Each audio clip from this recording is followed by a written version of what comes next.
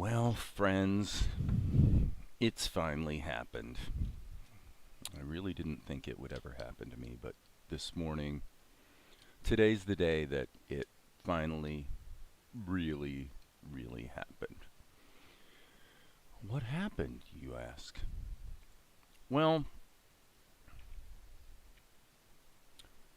as you can see, I am wearing my blue filter glasses.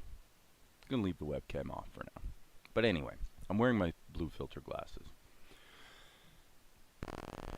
And I'm looking around. Where are my glasses? Where am I know I had a pair out here. Yeah. Yeah, I did it. I did it. I'm looking around, and then all of a sudden I realize, oh, I'm already wearing them. Okay. Well, today is a day of coming back on so I can be more personable because, I'm so handsome that everyone wants to see me. Forget that idea. Anyway, credit and kudos to Art with Amar for. Let me check something. Okay. I'm just looking at the live stream right now. This is kind of surprising that there's actually no one watching. Yet, the stream is public. Oh, Chizyapo's here. Okay, so I guess YouTube sort of has a hard time keeping up with what's really going on. So thank you for your customary hello, welcome with the clapping hands. Okay, so today we got to give Amar credit because Amar said, "Hey Dave, maybe Dave, maybe your live stream should be a little less stupid. Maybe you should actually apply some brains to how you name and tag your live stream." And I love it that he messaged me on Discord. The funniest thing about it is he said in his own inimitable way, you're going to do what you're going to do, but I'm just saying, it just seems to me maybe this is something you might want to think about. And I'm looking at it, and so he's saying name the live stream based on not only what you're actually doing, which is animating with the Blender grease pencil, and not only that, but you're animating a real actual TV show that's actually out there in the real world, kind of thing, and available on Tubi and Amazon Prime and all the rest. Why not call the live stream that? Why do you call it the Animation Truman Show? That's kind of arbitrary, he says. I'm thinking, well, actually, that's exactly right. When I named it that, it was 100% arbitrary. It was just me going, oh, what should I call my live stream? I don't know. So, I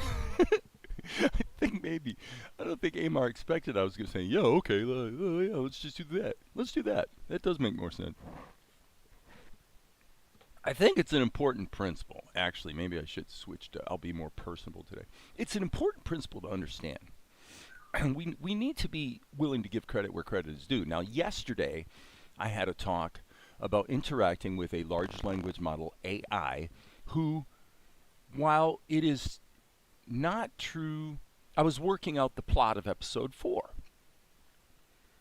The AI, of the good ideas that came down the pike, only one actually came from the AI. So the value of it wasn't that the AI did my work for me or gave me great ideas. It was that just having another basically dispassionate voice in the room, if you will, coming up with ideas that weren't particularly great, but the interaction it stimulated ideas for me to kind of take the lesser idea and turn it into a better idea, and it was truly helpful. And I talked about this yesterday as it relates to these studies that my partner was sharing with me that she had read about, that the science would suggest that diversity. This was about diversity, equity, inclusion. The science would suggest that the more people that come to bear on solving a problem, more voices, let's say, that come to bear, the better the solutions are. And so I was playing devil's advocate saying, well, do we really know that it's the diversity that's making the difference? I mean, scientifically, let's look at the methodologies. Let's look at the p-values. We really didn't get that far. One study in particular was really just a summary by one of the people involved in the study. So we'll, for now, take them at their word. But the argument was, do we amass better ideas by having more people, or is actually the diversity of the people in the group the important thing? Is it the diversity, or is it the volume, if you will? And I don't feel equipped at the moment to recap it. You guys can look into it if it's something you're interested in. But the basic methodology they used in the study struck me as being somewhat clever, and it wasn't necessarily what you'd call a proper double-blind study or anything, but there was definitely some blinding going on, and it did seem to suggest that the diverse, well, it's like what I said with the AI. It's almost like that. It's not that having the other person in the room means they're going to bring in a good idea. What happens is just the fact that the other person's in the room causes me to modulate my behavior somewhat. And that's influenced by how similar or different I feel like I am from that person. So, if a, well, I don't know, let's just say I'm obviously a white man, so let's just say a trans person of color, flamboyantly dressed, comes in the room. Does that actually make me a better decision maker just by virtue of the fact that they're there? And apparently, to an extent, it does. And then there's also the benefit of the interaction and batting ideas around and stuff. So anyway, you guys' mileage may vary, but I do find it interesting because I find pretty much everything interesting. Okay, so where are we at? I will admit things aren't quite moving along as crisply and quickly as I would hope, particularly because I have a fairly sizable website client project that I'm also working on. So yesterday I got hardly nothing done on the show. It was pretty much all, I was in code land yesterday. So, but I'm liking what I'm seeing on the screen. I love the awkwardness of this whole sequence here. Okay, and so by the way, getting back to the change of the title and the tags and everything on the live stream, basically we're facing the reality that mainly I'm working with the Blender Grease Pencil, and Krita has gone from being sort of the top tier tool to kind of the second tier tool. And I'm sure I'll probably be coming back to Tahoma 2D here and there. The reality is, though, the more facility I gain with Blender, the real overlap in functionality is more between Blender and Tahoma 2D versus Blender and Krita. So, which is to say that right now offhand, I can't think of anything that you could do in Tahoma 2D that you couldn't also do in Blender pretty much just as easily. Maybe you could argue that the plastic tool, because it's just so quick to set up and just get on with animation, if you're good at creating the rigs, then arguably the plastic tool in Tahoma 2D is a little quicker. But most of what you're seeing here was done in Blender. Now the painting, so I'm going to do a quick recap for people who might be newbies. The painting, obviously, you might think would be done in a painting program. This is a background that was generated with AI, and then I did extensive painting over top of it, and then animated in the Blender Grease Pencil the water, and obviously the character. But and so a couple days ago we covered how to create a sequence of animated keyframes in Blender that you want to have loop forever, for example, while other things are going on the screen. The classic example would probably be rain. You got a bunch of characters doing something. Well, the rain just keeps falling. Well, what are you going to do? You're going to probably come up with a loop that's not too long and just let it loop, loop, loop, loop, loop in the background. Krita does not have a way to do that. You can clone keyframes, and so that kind of makes it more efficient. But it's not like you can grab a little range of keys and just let them repeat. So I'm probably particularly proud of this background because I did so much work on it in Krita. So let me give you guys the kind of final wrap on this whole sequence. Is that this was all animated in Blender with the grease pencil, but then I brought the animated image sequence into Krita, and then used overlays and the airbrush and all kinds of little techniques to sort of punch up the color and really just make it pop. So now we're on this scene, and that's where we're at today. Okay. Are there any questions from the Peanut Gallery? Right now we have. Sup, Dave? Yeah, again, Amar, thank you, sir, for the suggestions. I honestly, I am a pragmatist, dude. If somebody comes along and says, especially, I mean, I've said this before, because obviously I'm a guy with a massive ego in the sense that in my whole career I've basically done my thing my way for the most part. You know, at a fairly young age I'm like, I'm not going to do it the way everyone else does. I'm going to do it my way. And so yeah, I do have I have an egoic streak because I often look at the conventional ways of doing things and find them to be kind of stupid. Anyway, the point being, I've always felt like if somebody's got the courage to tell me, yeah, I think I think you could do better here, pal.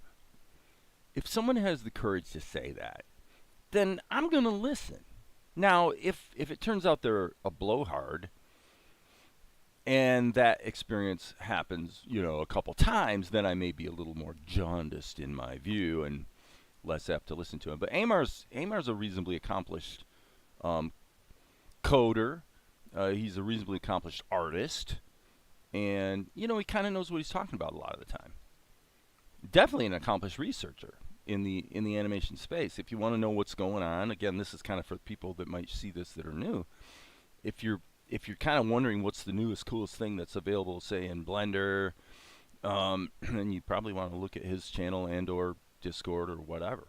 So, enough about that. But anyway, the whole renaming of the live stream was totally Amar's idea, and I read the note and I'm like, yeah, let's do that. That's probably a good idea. The whole Animation Truman Show was it was the idea that this is like the only place on YouTube where you're truly watching over the shoulder of A, a real animator, and B, who's creating a real show. Like, I don't even know if that actually exists anywhere else.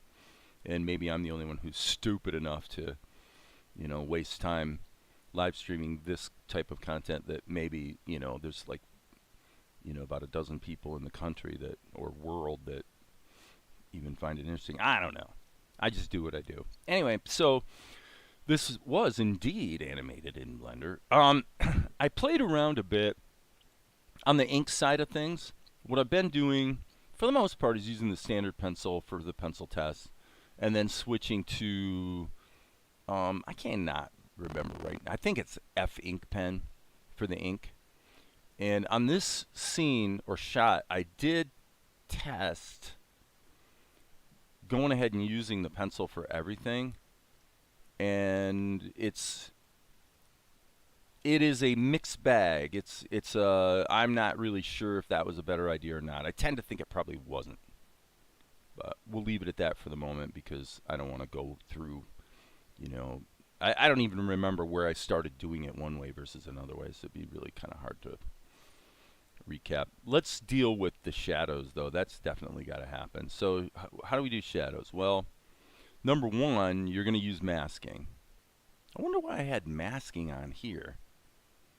It's not like there's any masks set up. I wonder why that was clicked. I don't know. So normally what we do in Blender is you say, I want some shadows, but I want to be able to draw my shadows and have the shadows stay within the perimeter, obviously, of my character, right? Well, so I've got this shadow material.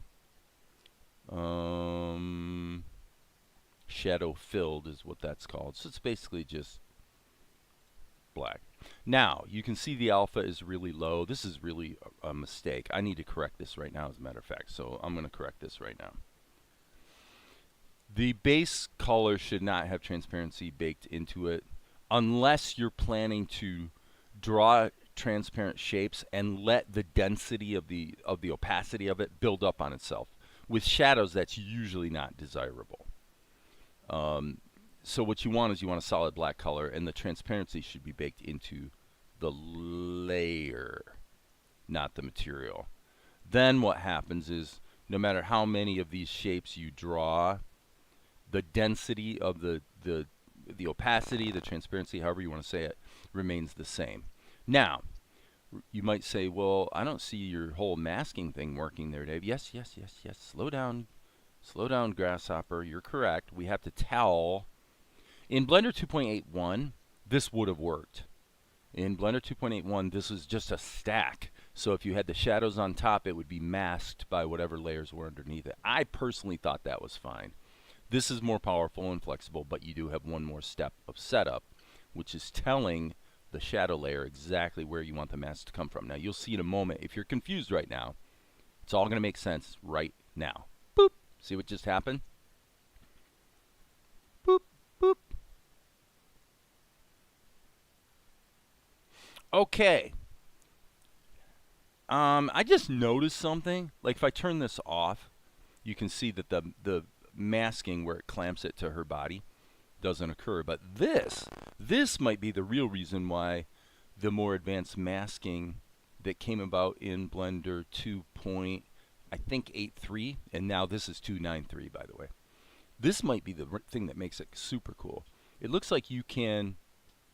Let's turn the masking back on. But look, what you can do, you can actually reverse it, so that it's a holdout thing. I didn't realize you could do that. So now I do. Cool beans. Okay. Now the only problem we have is that I'm in the shadow layer, and to tell you the truth, I didn't actually want those shadows in there.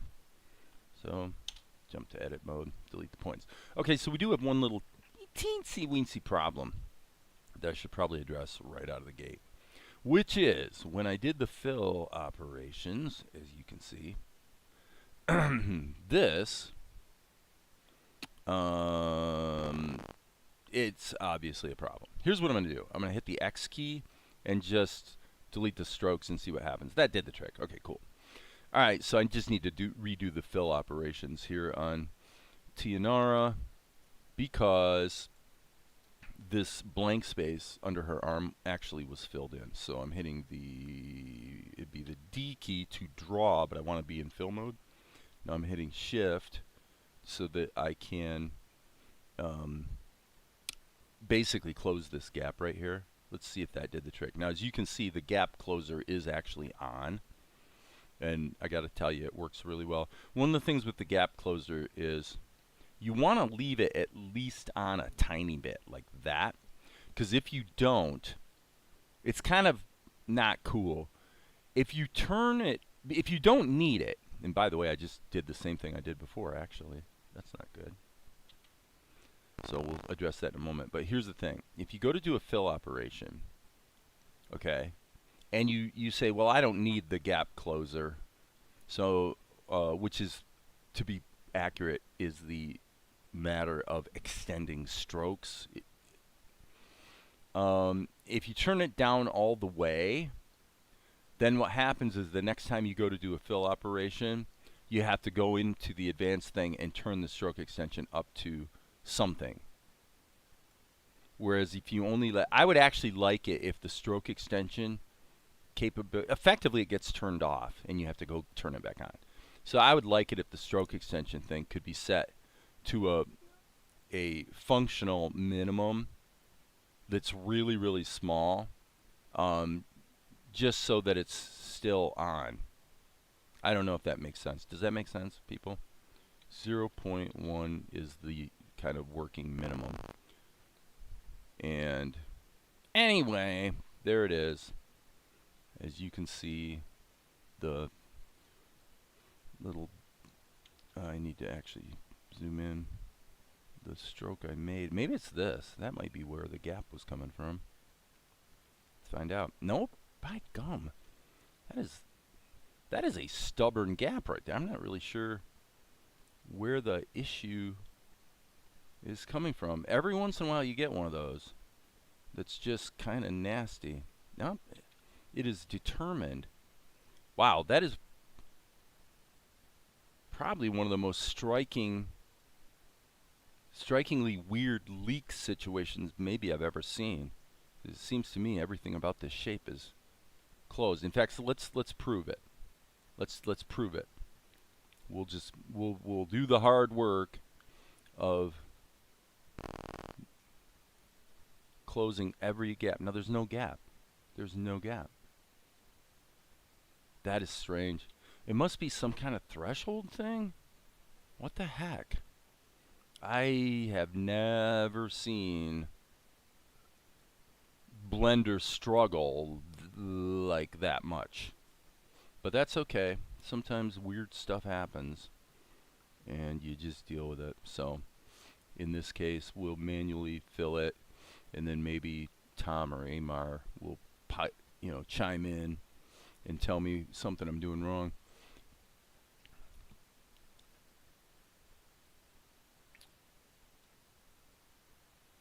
It's shameful. Okay, Amar. Yeah. I don't know if I'd call it shameful. I mean, what the hell? Why would anyone want to watch this?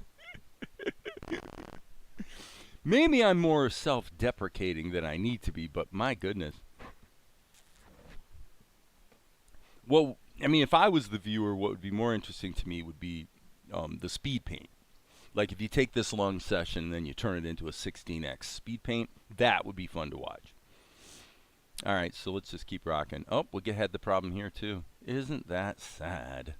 So I might as well I don't want to just get rid of the keyframe because that would get rid of all the colors that didn't have an issue. So what I'm going to do, I guess, is just do what I did before. Grab this, select linked, and delete that out of there. Yeah, I haven't really bumped into this before. Honestly, I mean, maybe I have and I just don't remember, but yeah, this is a weird one. This is more strange than normal.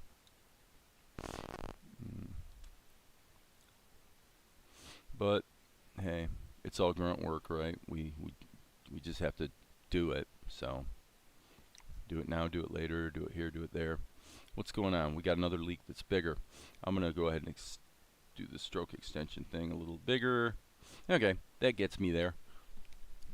The reason I can get away with that is I have this activated, draw strokes on back, which means that after I do a basic fill, I can do a really quick lasso job. And since these strokes are being drawn behind the other ones, there's no possibility of accidentally overwriting my other colors or whatever. So let's see how far this goes. I believe it ended there. Yeah, okay. So probably a little touch-up wouldn't kill me. Like that. It just cleans it up a bit. The fact that I'm not using the correct colors for this, it doesn't matter. It's only filling up very, very, pixels that are smattered here and there. Okay, so let's get to the shadows then. Save our work. All right, anything going on? Built up a library of content, just like web pages where the algorithms search images. Yeah, I mean, the thing I gotta say, Amar, is remember this very important point about both this YouTube channel and this show. So for those who might watch this who don't know, I first started live streaming, I think in late 2017. Okay, so it's been a while. 7 years. I was working on one animated show. It was kind of an anime thing about a character named Akari, a girl. And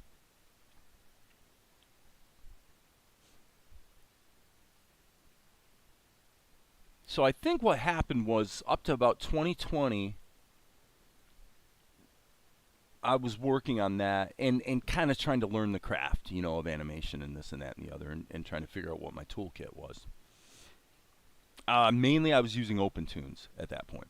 I had been a Blender guy I've been using Blender since 1999, so I have a long history with Blender, but, mm, the grease pencil is not the perfect tool.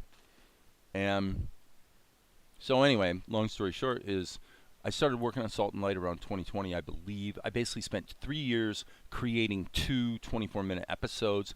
I released them, and when I released them, I said, okay, now we need to see if these episodes are going to earn any money because, animation's kind of a lot of work. And so I basically I disappeared. I just disappeared off YouTube for about a year and a half or so.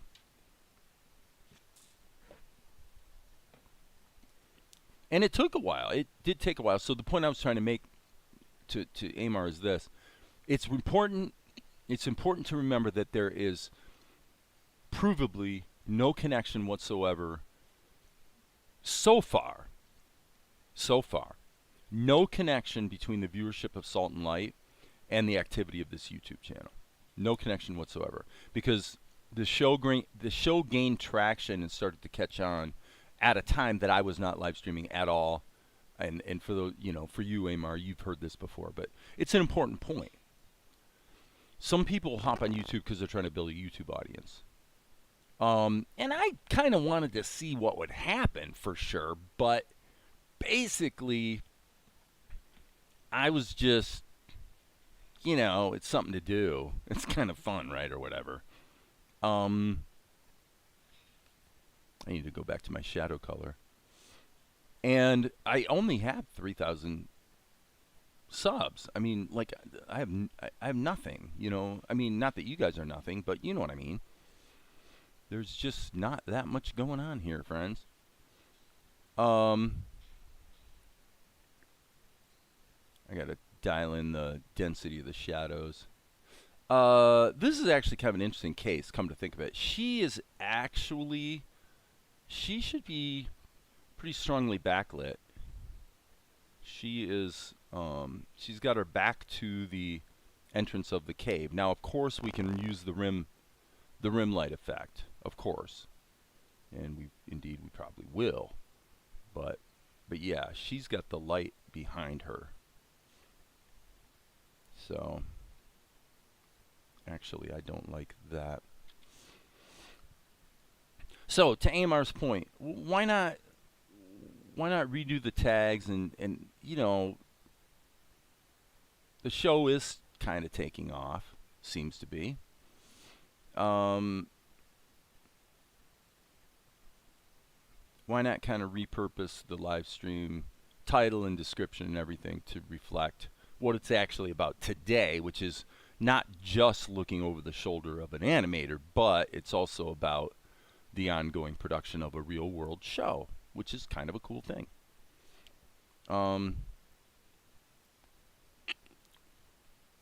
So we may be at a point in history, I guess this is the point that I am coming around to, we may be at a point right now where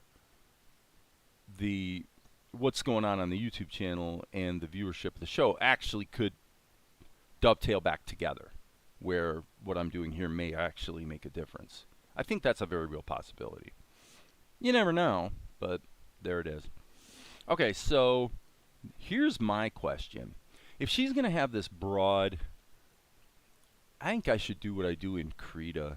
I'm going to call this SHD2, and I'm actually going to create another layer just called SHD. And normally the way I do it is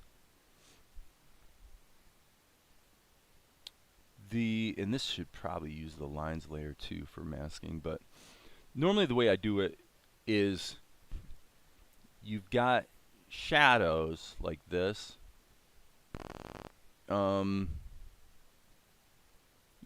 that sort of gives some dimensionality to the character, but then you might have a much broader shadow that just sort of, well, you saw it just a moment ago, you saw what I did, so I'm thinking Yes, I'm thinking we should actually do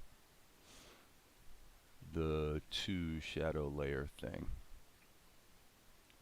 If anyone wants to disagree and complain, well, that's what the chat box is for, right?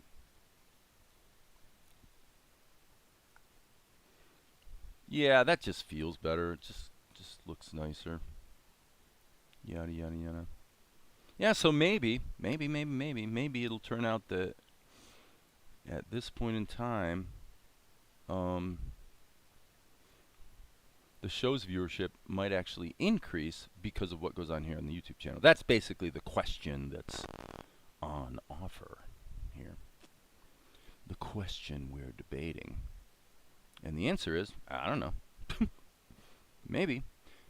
It hasn't so far, and I would hate to think that it depended on that because I'm not about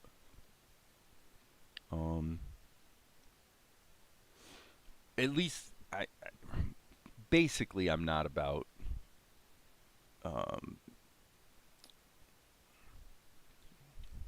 social media and building a YouTube channel. I'm doing that, or kind of doing that. Oops, I made a mistake. This should not be on right now. There we go. This is additive drawing, which means when I add a new keyframe, it adds to what was there before as opposed to killing it all and just starting over. So anyway,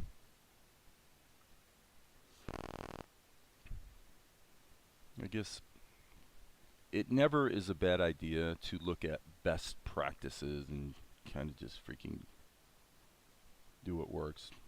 You know, you don't have to reinvent the wheel. Now, the thing about animation software, animation tools, blah, blah, blah, is it's kind of the wild, wild west. I mean, there are no best practices, actually. It's evolving so quickly, and the tools are so, let's just say, you guys have all heard the rants in the past, so let's just say the tools are very all over the map in terms of their, I don't know, quality and reliability, let's say. We'll just leave it at that for today. All over the map. Actually, Tianara, this, I probably should actually have put like a little shadow there. That would probably make sense.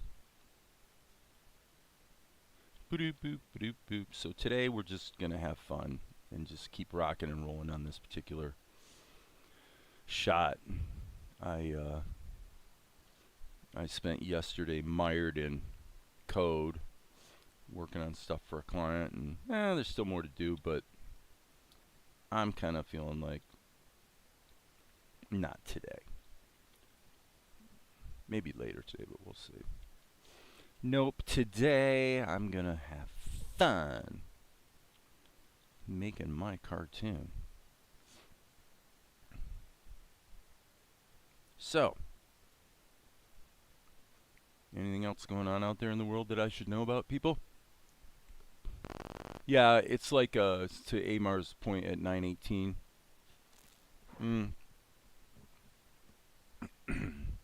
You'd have to test it with other case studies, but basically it looks like maybe the grease pencil fill operations may choke to a degree on a shape that is a completely enclosed fillable area, which means you got a fillable shape with a non-fillable shape inside of it.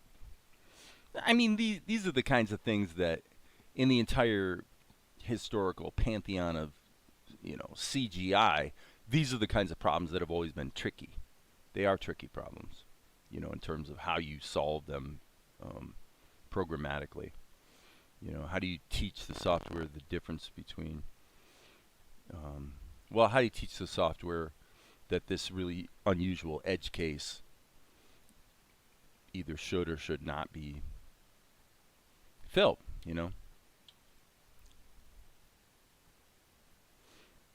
Flood filling is not trivial. I mean, as you guys know, I have a little web-based application, runs in the browser that I wrote, um, which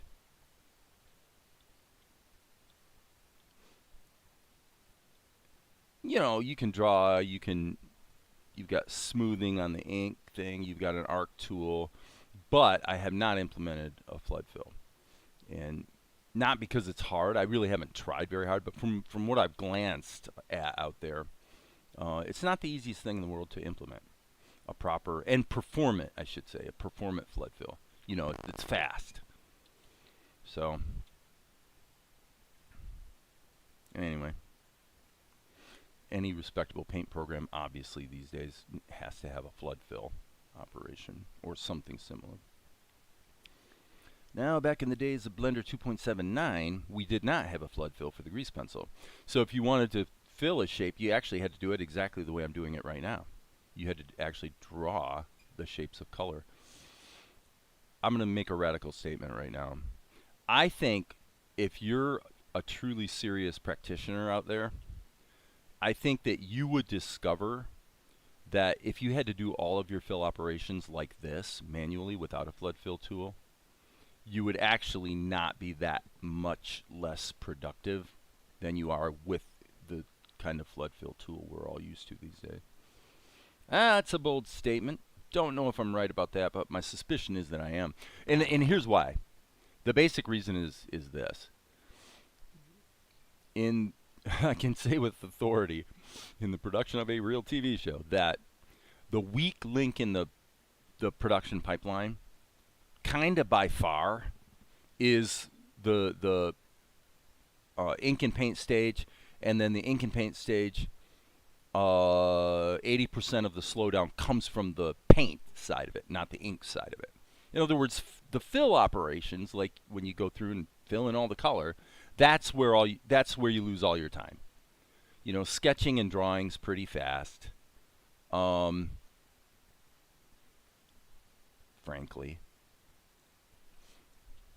Inking's pretty fast too. You're just going over the pencil lines, right? Kind of thing.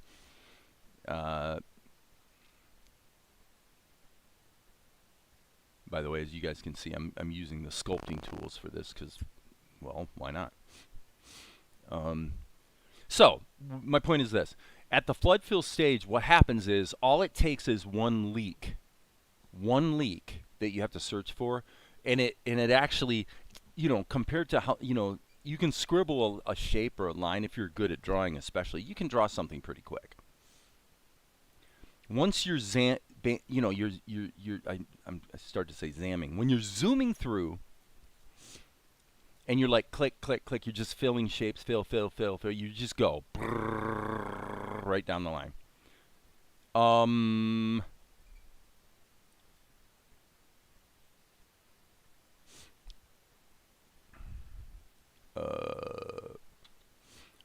That one leak that you bump into, it really breaks your rhythm.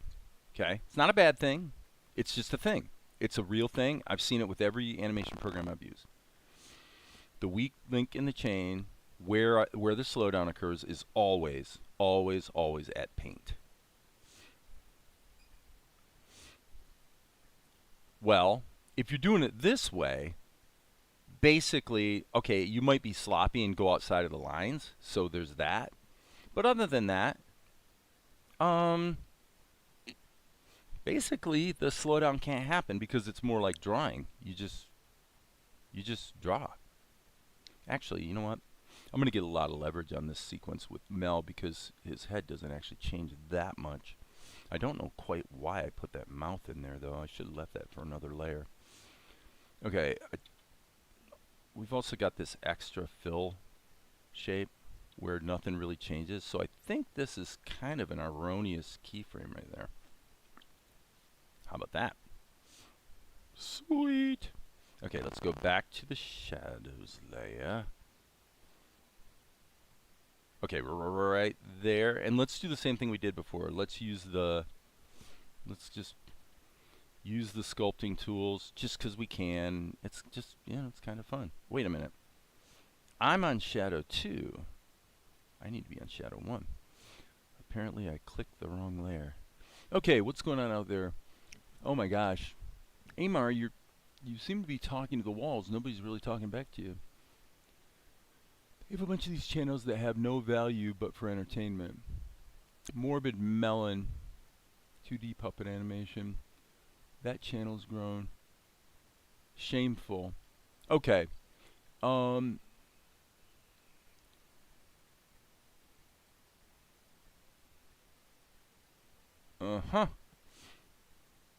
Well, I think your advice is probably right.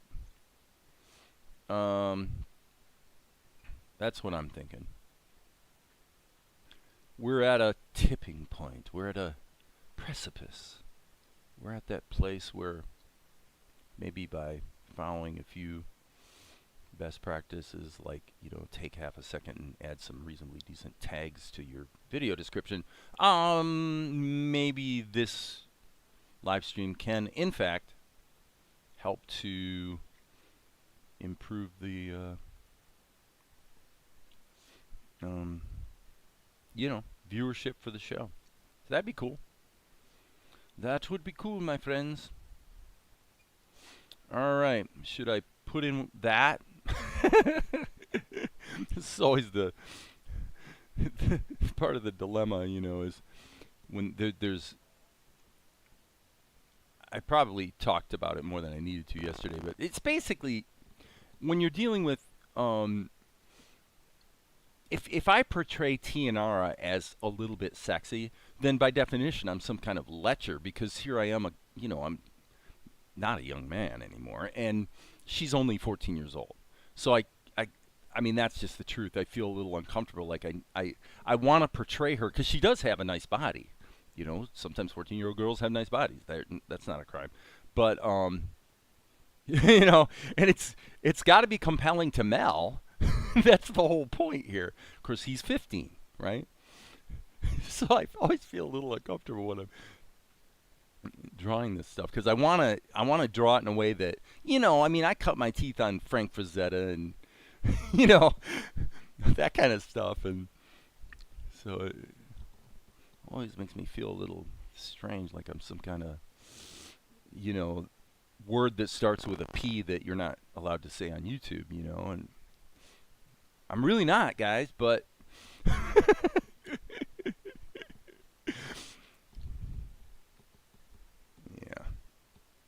I think, truthfully, it's one of those things, if I never brought it up, probably no one would ever even think about it. So, anyway, back to shadows. Yeah, we'll just do that. That face is probably going to be a little lost in shadow. Remember, she's about to turn into the light here. When she turns around here, she's actually turning into the light. So,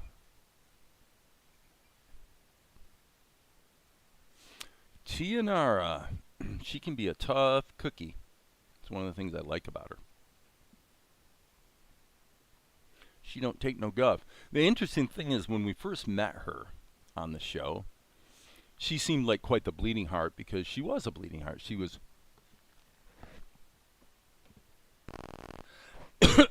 expressing concern about the abuse of a poor beggar. She's a good-hearted person in that way. And but once she had the misfortune of discovering that her whole life is kind of a tool of, oh, darn it, I had a 50-50 chance this needed to be plus. She's a tool of people who just use her availability to advance their own political or financial ends. And of course, this is common in the world, is it not? Okay, so now the question becomes, do we have, look at that. Of course. Okay, so we can solve this issue by going like this.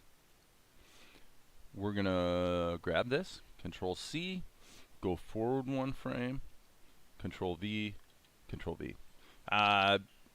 You could argue that if the shadows, individual people's shadows were on different layers, that might make your job a little easier, and you would be right.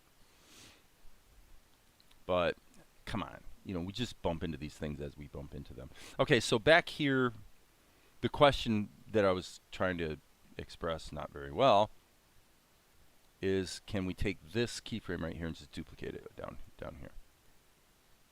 Yeah, I mean, it looks like we can. Yeah. We're good. Okay, so now we're using the twist thing. He's twisting to the right. I should really make a mental note of this. This is one of those dyslexia moment kinds of things. I'm hitting the E key. I'm sorry. Bad, bad, bad. I need to hit the D key to get into draw mode, then hit the E key. Okay, we're going to use twist, and plus. Does plus mean right or left? I need to make a conscientious mental note of it. Does plus mean right or left? It means left. Okay. All right. Plus means left, so minus must mean right. That seems somewhat non-intuitive to me, but whatever. Okay. So now that's not perfect, obviously. Painfully obvious. So now I have to do a little manual winking around. Okay, so this. And we got the same thing twice, but it's a small enough change that I probably don't need to use twist. So you guys experiment with that. I will tell you that when it comes to having small, subtle body language movements that pump a lot of life into a character, this tool right here, twist, is really useful. The more you experiment with it, the more you'll find. Because these little shifts in body weight, especially like this, having that little shift along with the squinting of the eyes was just absolutely freaking priceless. I mean, look at the attitude here. What the hell are you looking at? Right? It's awesome, man. It's awesome. I love it. All right, so now I do see a little flaw here. This is little off, little off. These shadows are actually supposed to be not in the hair so much as from the hair. I trust that makes sense. We're getting there. Boop, boop, boop, boop, boop. Yep, and we got a problem here that I missed before. Yep. No, the sculpting tools in Blender have become quite my friend. Okay, so now let's go to Shadow 2. Go here and turn Shadow 2 on. We need to be in draw mode. We're back to plain old shadows again. So she had a very, very large... I want to keep this simple, okay? So what I'm going to do is I'm just going to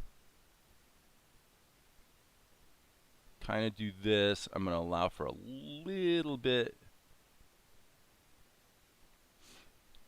Okay, cool. That'll work. I know I'm kind of famous for starting to say something and then not finishing my sentence. So sorry about that. It's 'cause I'm freaking thinking. Okay. So it does appear to me that this is easier and better if I just do it clean each time as opposed to trying to use the previous frames. I'm going to let the fact that we don't have the highlight there, I'm going to let that go. I don't think that's that important. Alright, so let's just keep rocking. This is all going to be lost in shadow now.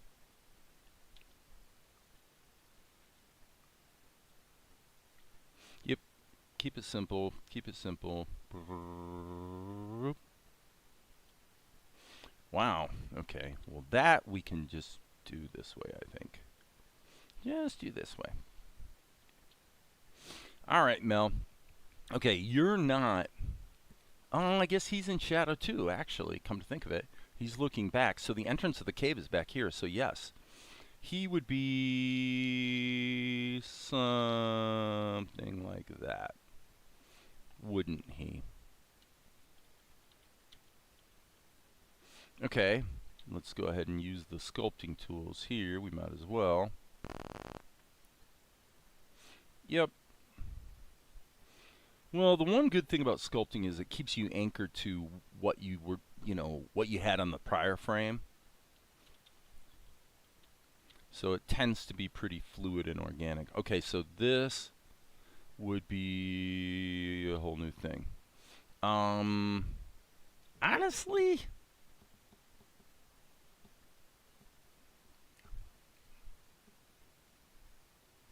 I don't even know if anything belongs in there. I mean, the light's coming from behind them, so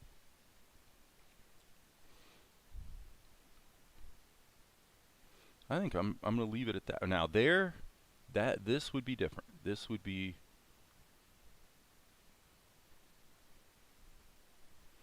definitely something like that.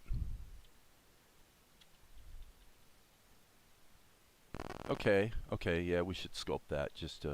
Let's just we'll just keep it simple. Sculpt it a little bit, moving around a little bit. I know I sound like Bob Ross right now. Yeah, fluffy little clouds, happy little trees. Right on. Okay, what's missing? Lip sync, obviously, and backgrounds. Chizyapo, nice. Been meaning to try it out. Oh, he's talking about an add-on. Large channel. Quick question: has anyone used Blender's Story Pencil add-on? He says it's really cool. Is that the add-on? It's been around for quite a while. It's for storyboarding, or is it something else entirely? Oh, and Dave, have you used 3D models in your shots in the 2D animation mode? And to Amar's 942 comment, I would say, you guys, anybody who's followed me for a while knows that I'm pretty meticulously organized. You know, file structure. You know, I've got a show here that's got over 1,000 scenes. You know, so you really need to be kind of organized. So story, I want to look that up. But you're calling it Story Pencil. All right, quick look up on the other screen. Story Pencil add-on. Just curious what this is. Story Pencil. This was part of the 4.1 bundled add-ons.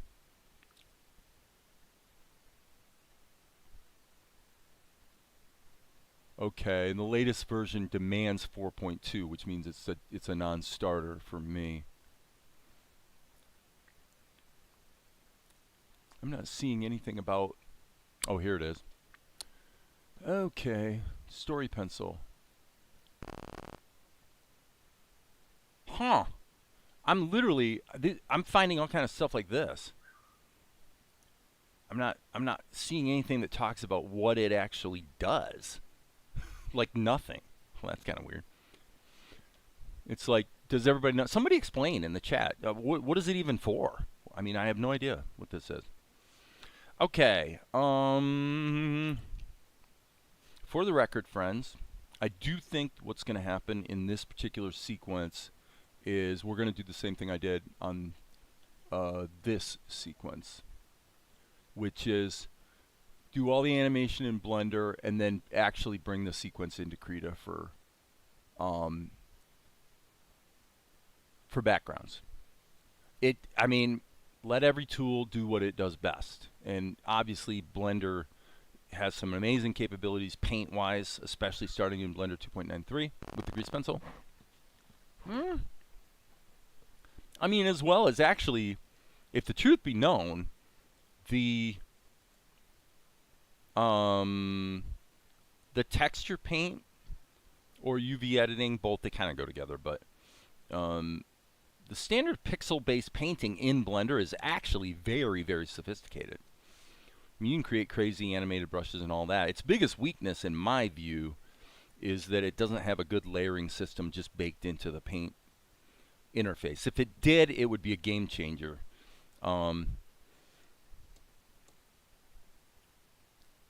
But every weakness that it has, you can actually make up for in other ways in Blender. For example, if you want, golly, I should probably almost demonstrate this. Let me save my work and show you what I'm talking about. Okay, so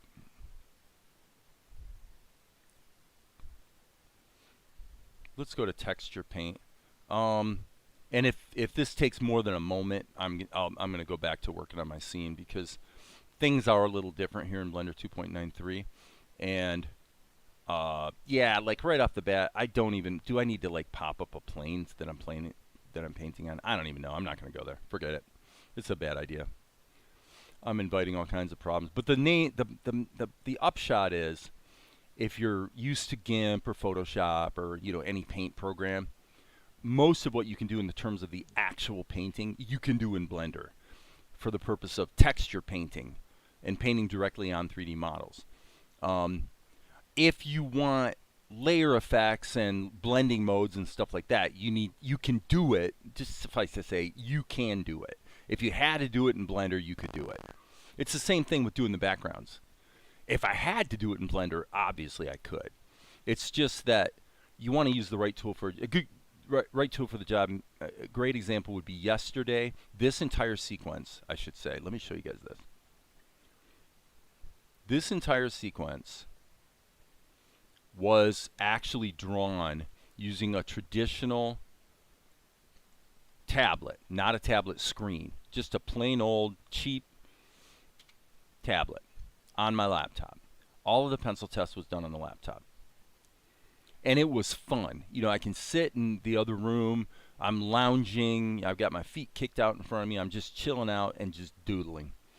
That's how all this was done. Well, what happened was then I turned the opacity of this down and went to here to do the ink. And what I found was, yes, you can do it. Of course you can. But in terms of the fluidity and the smoothness and the intuitive, just like I can just do what I'm trying to do, and I don't feel like I'm in a straitjacket or trying to swim through molasses. What I found was at the inking stage, the level of precision that's required, you sort of have to zoom in, and the traditional tablet for inking, not great. So what I learned was, if I'm doing a pencil test and everything's kind of loosey-goosey, it's wonderful. If I'm doing 3D and I'm going to use a mouse, no problem. The weak point for the traditional tablet on the laptop is ink and paint. When I come over here to this machine where I'm using a 15.6-inch tablet screen, way easier. So my point being, just use the right tool for the job. Whatever the job happens to be, use the right tool. Okay, so there is one thing we need to do here, which is the lip sync before we probably get to backgrounds.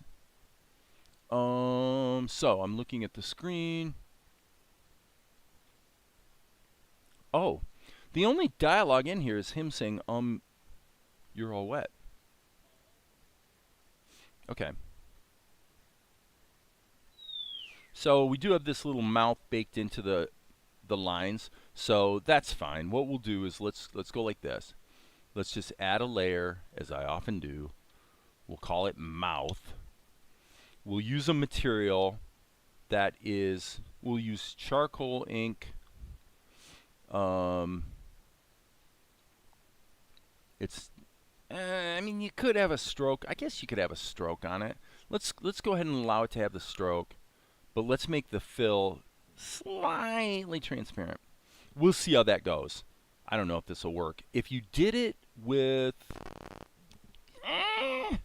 we don't have overlay mode in 2.93, do we? All right, we'll stick with regular. Okay, so, strike that. Never mind. Just realize I cannot use any transparency here. If I'm going to have it be lighter or whatever, I need to actually just make it a lighter color. You know why? Because if it's partially transparent, you'll see the static mouth underneath it, which is obviously not going to work. So, let's look at the timing here. I believe it's, okay. I guess we'll just do it here. Where's my, D key? Yeah, that's fine. That's fine. So we're going to go 2 frames there, and then we're going to hit the I key and insert a blank keyframe. Now, I can see right now this is totally annoying. Blender wants to turn on the onion skins by default. I like hardly ever use onion skins. Once in a while.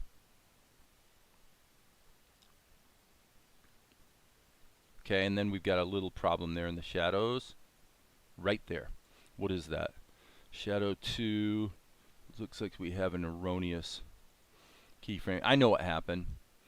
I massaged this keyframe and didn't realize I was on a different frame, and so it added a new keyframe. So there we go. So I'm just going to put in these keys right now, very quickly, very simply.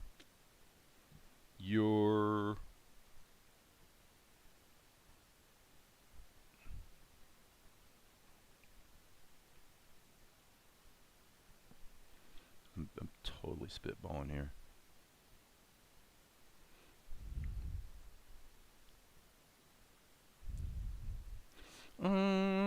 Not quite.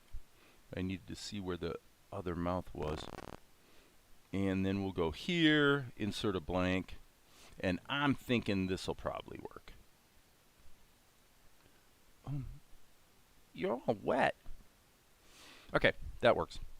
Let's render that puppy and just kind of see how things are sitting in the shell. I'll take a moment to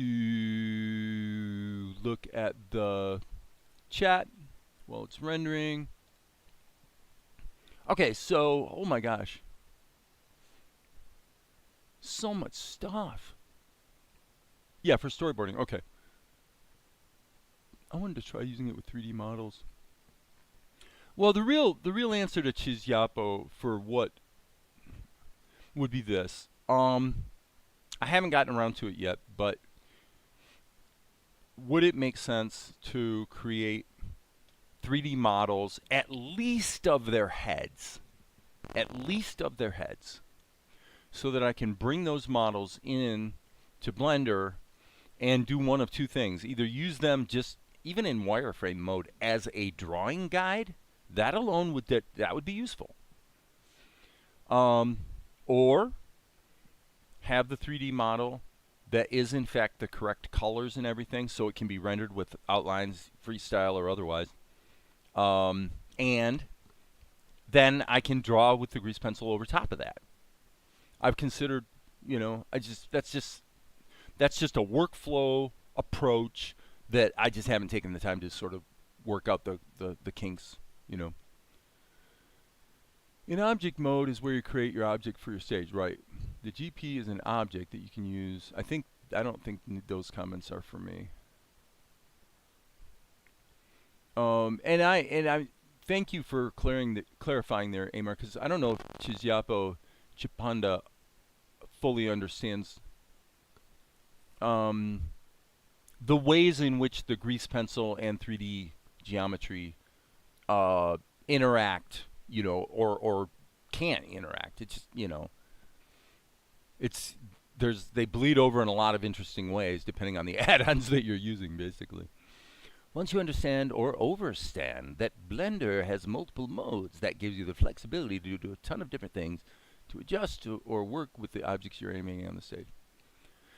Well, to Amar's comment at 9:53, it's like what I was saying, you know, on the show, yes, I brought this stuff into Krita for the backgrounds. But first of all, if I have a background painting, you got to realize if I wanted to do the work in Blender, I could go into the compositor and literally pipe different layers of grease pencil object, or let's say a plane, or not even a plane, just actually in the compositor, just add an image to be a background image. And then you could add, you know, lighting effects and overlaid color tints, which is totally what I was doing here. It's all totally doable inside without ever leaving Blender. It's just that it's comparatively, there's a lot of setup involved and you kind of need to know what you're doing.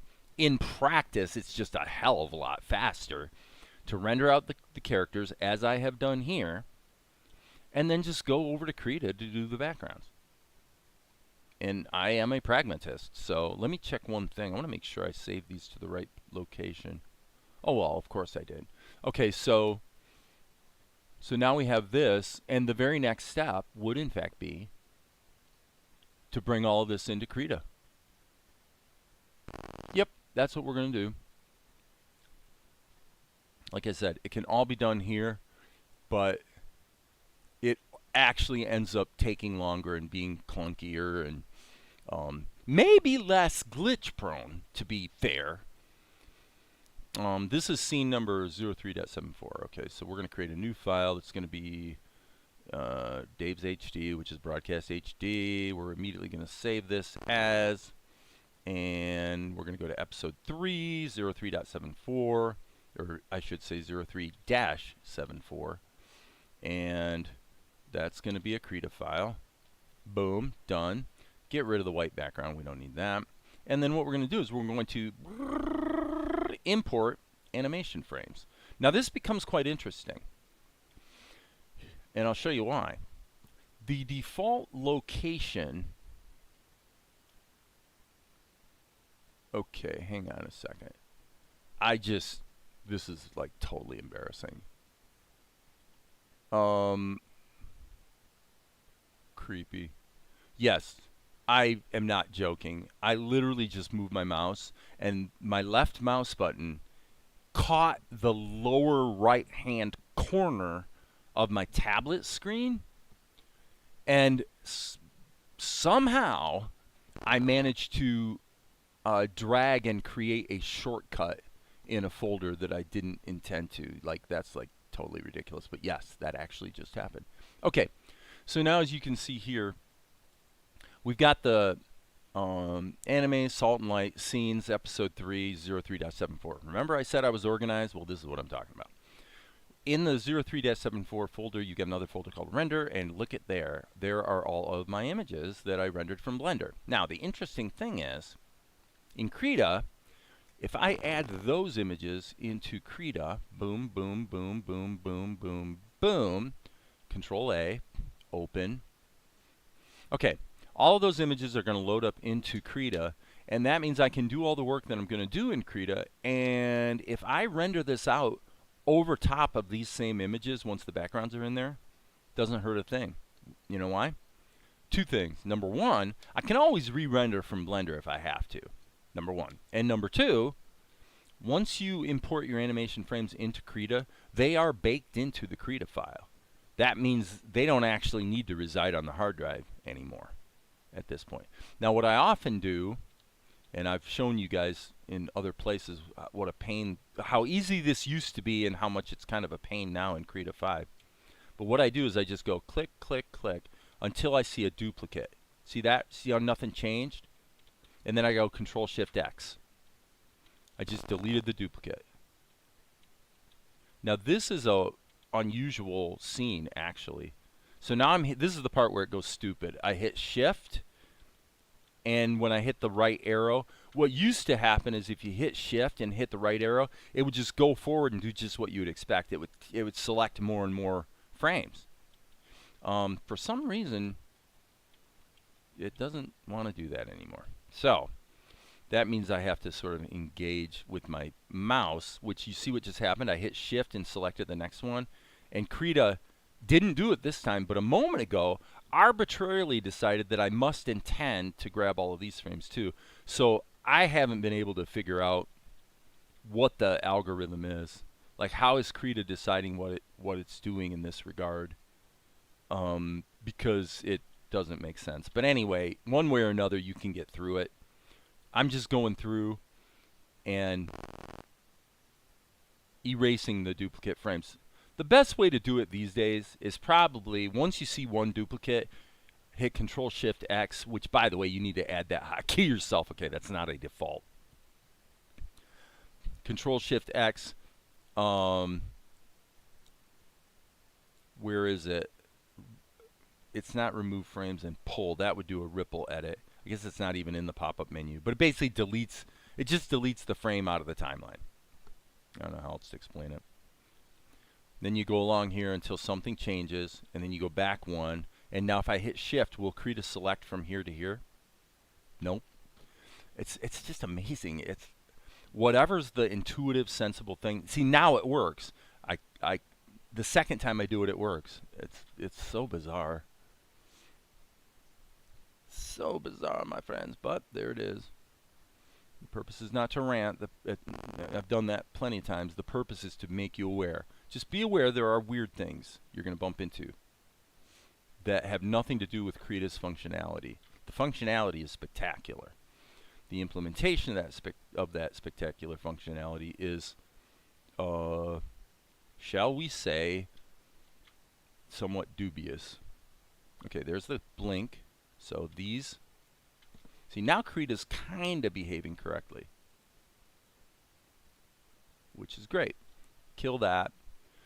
And you might ask, well, why are you doing that? This is all just to reduce Krita's memory footprint. If you were to do what I did the other day and bring in 180 frame sequence and 2 different layers of it, you're into a 4 gigabyte Krita file.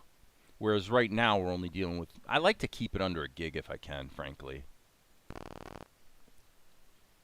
Just keep them, if the memory footprint's smaller, Krita performs better. It's pretty much that simple. Okay, so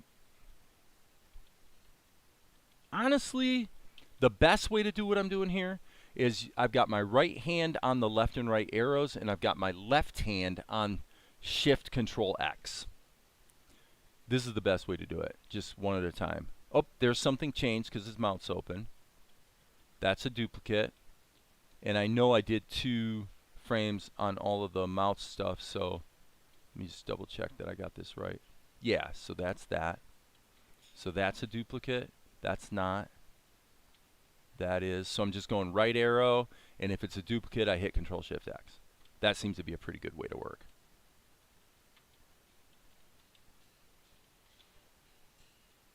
And I think, oh, nope, he blinks. So I think these are all duplicates. Okay, so now that's as clean as my scene can be. That's all erroneous or duplicate frames have been removed. As a general rule, it's probably worth the couple minutes it takes to do that. Okay, 10:02. So that's fairly recent.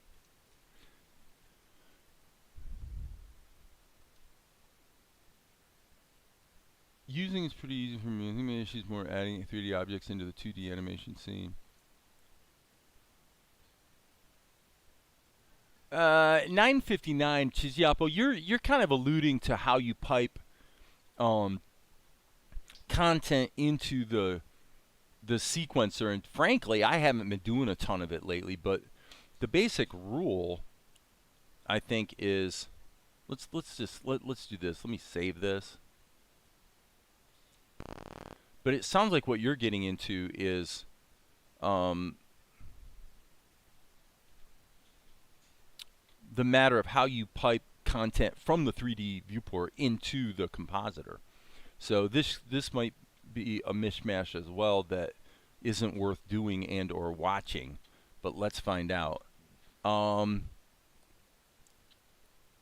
is this? Annotate. Okay.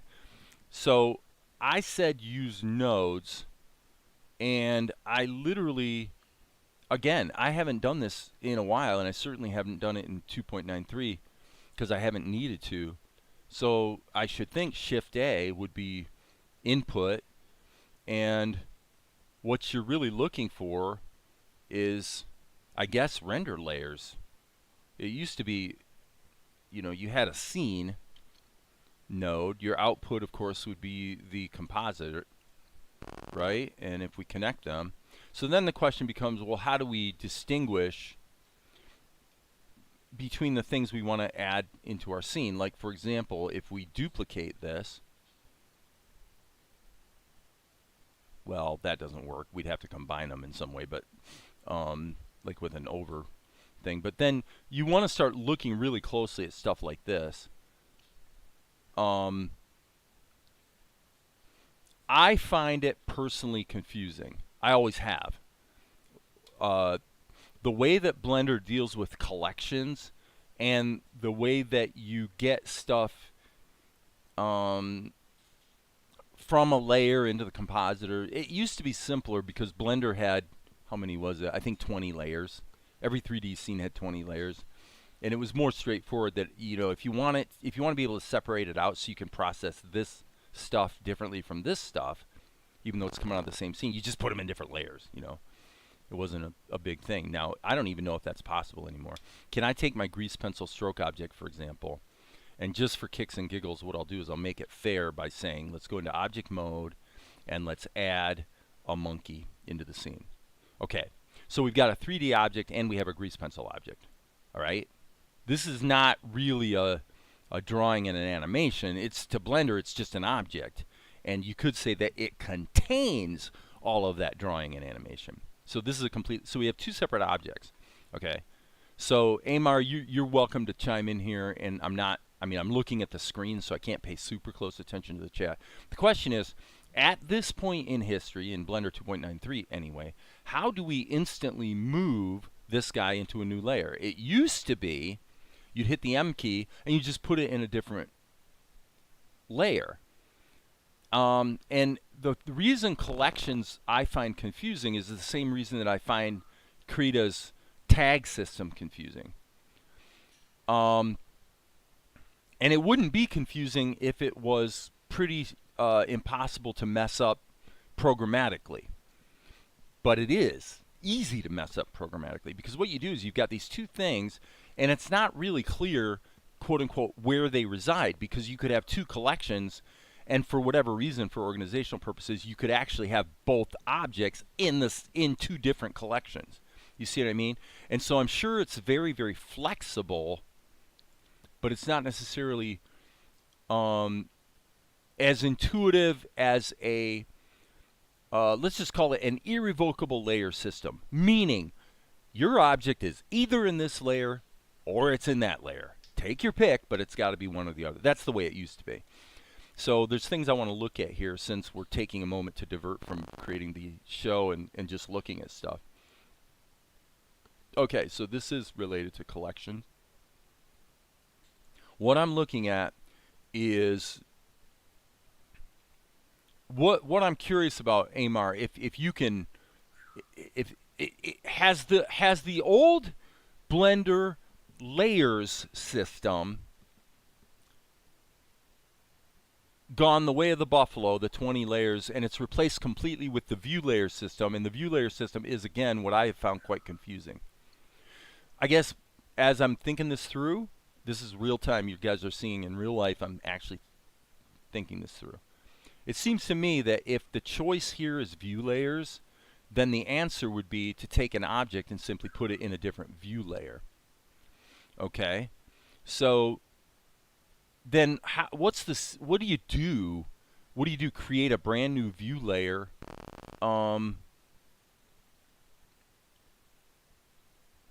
Yeah, it is confusing, because the view layers the view layers contain a lot of depth of stuff you want to either include or not.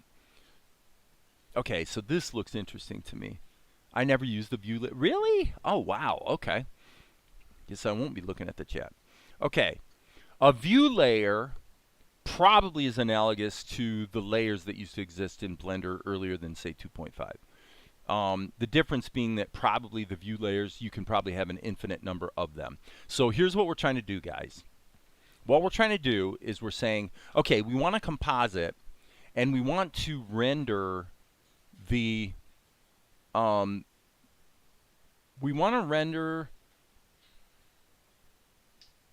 the 3D content with a separate pipeline than the grease pencil content. Okay. In other words, let's say the 3D object, I wanted to blur it. Okay? So let's just do a filter, blur, stick that in between. So now that's going to be blurred if we in fact turn up the blur. Okay? And we can see what that looks like by adding a viewer. Okay, so output, viewer. We just smack that right there. This can go here. And now Blender did us the favor of actually showing us what that's going to look like. If we turn the filter down. Okay. So now we say, okay, we want to filter the grease pencil, but we don't want to filter the 3D object, or vice versa. It doesn't matter. Okay? How do we do that? And by the way, the option for the backdrop, I don't tend to love the backdrop, honestly. What I tend to do is just render stuff and see what happens. So one thing I'm noticing here, actually, let's turn this back on. Come to think of it, one thing that's weird is that there was a bit of a caching issue there, wasn't there? Meaning that Blender thought I was supposed to see Melchizedek in the render, and it wasn't until I actually hit F12 and ran a render that it realized, no, no, no, we're actually on frame 1, and what I should be looking at is Tianara. Okay, so you guys understand the problem we're trying to solve here. What we're going to do is we're going to move the monkey into a different layer, and then this is our compositing output, which, by the way, will also be accompanied by a viewer, just to keep things simple. Okay, so how are we going to combine them? Well, let's just do an over. So alpha over, boop. So one thing's on top, one thing's on the bottom, and then that's how we get to the composite, and we'll also pipe it out to the viewer. Okay, so now what you see, what do you see? You see the, let's increase this blur so it's even more obvious. Okay, so now you guys, do you see what's going on here? You're asking, well, wait, what if I want to put a glow around my character in my animated scene? Well, I just showed you a way to do it. You know, in spite of myself, I accidentally just showed you how to do a glow. So you've got the same scene, but it's going through 2 different pipelines, and you're just layering the unfiltered one over top of the filtered one. Now, this is a little non-intuitive, guys. You know why? Because if you will notice, the alpha over node puts the top on the bottom. It's the one on the bottom that's actually composited on top. So the way to think of it, the way to think about alpha over, is that it's not a stack. It's not a stack where what's on top is what's on top. It's more like a pipeline where these inputs get poured in at the top, and as you go through the inputs, you keep adding whatever's at the bottom gets rendered last. So you think of this more like a pipeline, not a stack. Makes sense? It's just a way to think about it that helps you to remember that, hey, the stuff on bottom is actually what's going to be on top when it renders. Okay. The great thing is once you learn how to do it, Blender texturing, I don't even know what you're talking about here. Let me go back. She combines grease pencil with some animation, but okay, so you're talking about that other channel. Once you do a render, then you use a viewer node to see your edits using the channels. Yeah, if you want to split if you're going to split it into channels and RGB and all this kind of stuff, of course there's ways to, and I may not be completely understanding what you're stating there. For me, that what Amar seems to be alluding to, you know, what he's done, to me is not sufficient. If in the real world, almost always what I'm doing here is what I would probably find myself needing to do. And I used to be quite the guru of the Blender node-based compositing system, to tell you the truth. I just haven't revisited it in quite a while. Used to pull complex green screen mats. Oh my God, I was using the track.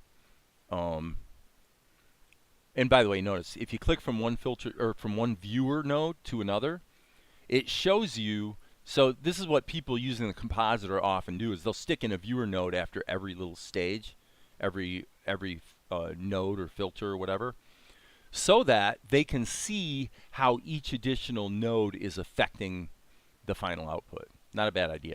Okay, so since these input nodes are giving me the choice to come from a scene or a view layer, I haven't fiddled around with having multiple scenes inside of a given Blender file in a long time, like decades. I haven't even gone there in a long time. View layers, pretty straightforward. What is this? Let's just see. Render active scene. No, I don't need to do that. Okay. So it appears to me that what's going on is over here. I should know these tabs better than I do, but this one seems to be about collections. All right, I'm going to take a quick look. I'm going to take a quick look at what Amar's saying, but Amar, every time a comment's made, it grabs my attention, and I'm really trying to focus here. So my question to you is, if it's really important and helpful, post it. Just because you're verbose, that's not a crime, but I'm just saying. For the moment, if it's really relevant to the conversation you're having with someone else or with me, then fire away. But if it's not, hold off for a moment, because whenever you post something, I want to look at it because like maybe he's telling me something important that I need to know here. Okay, so just to be clear, never use the view layer. Just the collection deals with the Blender stage objects. Okay, I put it this way. I would say this to Amar. If you know of a really concise, like 10 minutes or less tutorial that really allowed you to wrap your head around what's the correct way to think about the Blender collection system for the purpose of taking stuff that's in my scene and getting it into the compositor in a way that's intuitive, where I kind of know what I'm trying to do and I'm able to just freaking do it. Okay? Any video that teaches that about the Blender collection system would be something anyone who ever comes to my channel should probably watch. Plus, view layers are more for compositing. Okay, well, that's the purpose I'm using it for. So my argument right now is, if Blender says this input is coming from a view layer, then it stands to reason that view layers are the answer, not collections. So over here, and by the way, forgive me guys for being confusing, on this page, you see it's this one right here. So I want to check and make sure. Oh my gosh. So this thing that looks like kind of like a bunch of layers is the view layer properties. It's right below the scene properties where you deal with like rendering your animation. When I go to the compositing view, there it is. Okay, sorry, I was just having a hard time seeing it. Okay, view layers. So here's what I think makes sense. First thing is,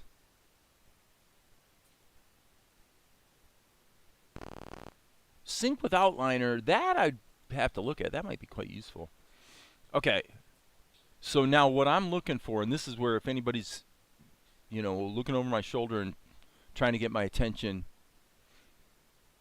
where do I create and add a new view layer? Is it here? This wants to, oh, it's add. Okay, so I will excoriate the Blender developers for this one. This does not look like add. Not at all. That looks like duplicate. That explains a lot. Okay, so I'm going to add a new, blank view layer, and we'll call this 3D stuff, just to give it an intelligent name. Okay, so now the question becomes, let's go back here. We have two view layers, and okay, now this is interesting. You see what just happened? I created, and this is why I said it's confusing. I'm definitely not saving my work, by the way. Not at all. Okay, this is exactly why I said it's confusing. So anybody that's got an insight, if it's a genuine insight and you really know what you're talking about, we're not speculating and we're not going off topic, then put it in the chat. Otherwise, don't, because this is kind of intense. We want to get this figured out.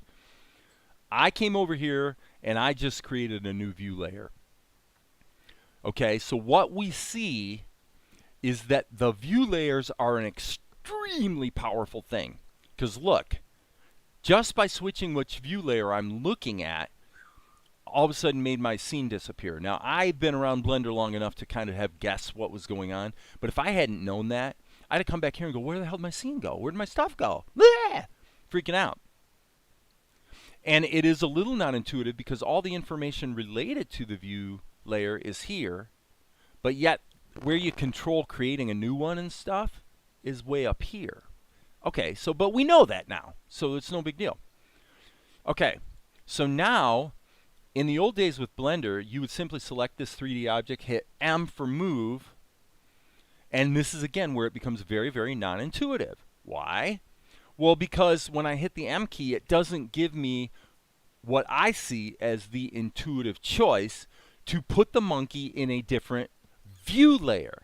No, what it does is it gives me the ability to put the monkey in a different collection. So then, for me, the question becomes, how do I move this monkey into the other view layer so that in the compositor I can switch this to that, to the 3D stuff layer, and move the monkey into it? That's the question. What do you do to, okay. So nothing's happening in the chat, which means nobody knows. My guess would be, okay, that's view layer properties. My guess would be, I'm thinking it might be the object. So that's scene. I'm still relearning all these icons, and it is confusing because this is scene and this is scene. Okay, this is the scene render engine and all that goes with it. Collection. So what I'm thinking is, okay, here's Suzanne. Okay, here's Suzanne. So this is the object. Yep. But it doesn't change. Why doesn't this change? This is selected. Okay, when I selected it in the outliner, it changed down here. When I change it in the outliner, it changes, but when I change it here, it doesn't. That's creepy. That's creepy. Okay, so now if I select Suzanne, let's see what happens. It selects Suzanne here, but this doesn't change. That's creepy. Those guys should stay synced. Now, maybe that's the option I saw earlier. I remember seeing something somewhere that had to do with keeping the collection synchronized with, I hate to say it this way, but literally something else. I don't remember what it was. But that's probably what that was. Okay. So does anyone know? How do I move monkey to another view layer? Well, again, this seems to be not still stuck on stroke. I find this kind of offensive. This should never happen. Can I change it here? Okay, I can change it here. Fine. Okay, fine. Fine. I can live with that. Okay, so here we can see that all of his properties can be fiddled with. And so what I'm thinking is, as far as collections, I can add them to a collection, but that doesn't do me any good for compositing. I need to be able to change the view layer, not the collection. So instancing. Well, this sums it up. I mean, this is why I told you, ever since Blender, I don't know, at least 2.8, I have found this whole thing just completely confusing. It's not a linear path where an object is either here or there. It's like it's kind of here, which is sort of contained by that, but also contains that. It's just really strange. And the question is stupidly simple. How do I move an object into a new view layer? Because if I go here, my whole scene disappears. I no longer have access to the objects to move them, which is just seems bizarre to me. And I would almost guarantee you that the answer is totally simple. It's probably stupidly simple. It's just that if you don't know the secret, you could sit and fight with it for days. Okay. Object data properties. I mean, you would think somewhere there'd be an option to tell it which view layer do you want it to be in. I just find it baffling. Collection? You know, I don't want to move it to a collection because if it did, then you would think that the input node in the compositor would have a choice to show a collection, not a view layer. Well, today might be the day.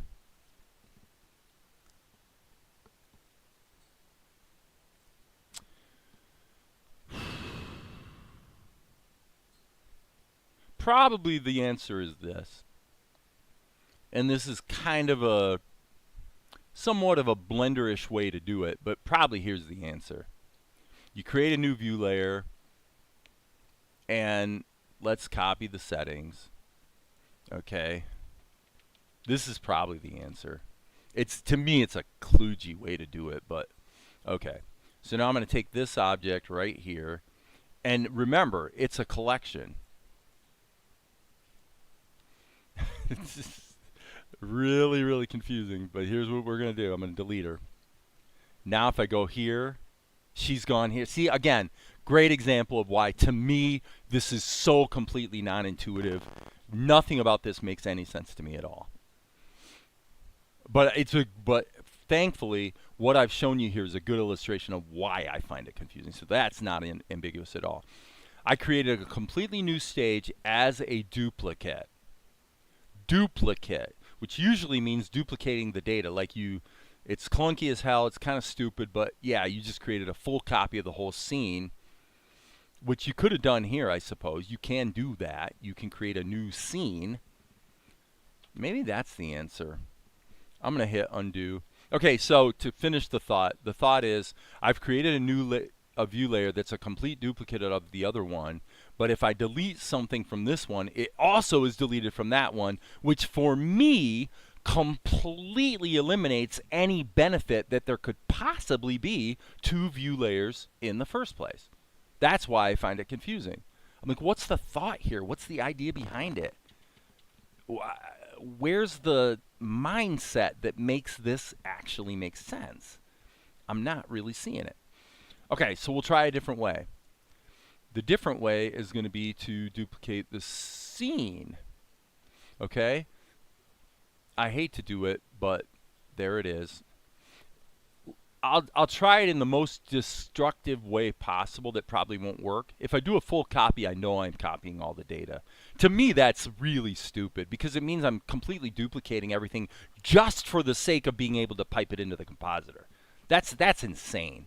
So let's try the linked copy. Okay? So now we have two scenes. One's a linked copy of the other. Then the question becomes, if I delete her from scene 01, is she still in scene the first one? And the answer is no. So again, I go, then what the hell is the benefit of being able to make a copy of the scene? That's the problem. That's the video. The tutorial that I'm looking for is the tutorial that says we're going to explain how to think about it. If I could just freaking understand why it works this way, I'm sure it's a very powerful tool that I would have a lot of fun using. But so far, in 10 years, by the way, in 10 years, I have not been able to find anything even slightly sensible about the whole process of collections and view layers. Now, in other words, if I have a scene with 1 million objects in it, well, let's be realistic. Let's say I've got 100 different objects in my scene. Okay. I could totally see why you would want to use collections or view layers, perhaps, as an organizational tool so that you can limit what you have to look at, okay?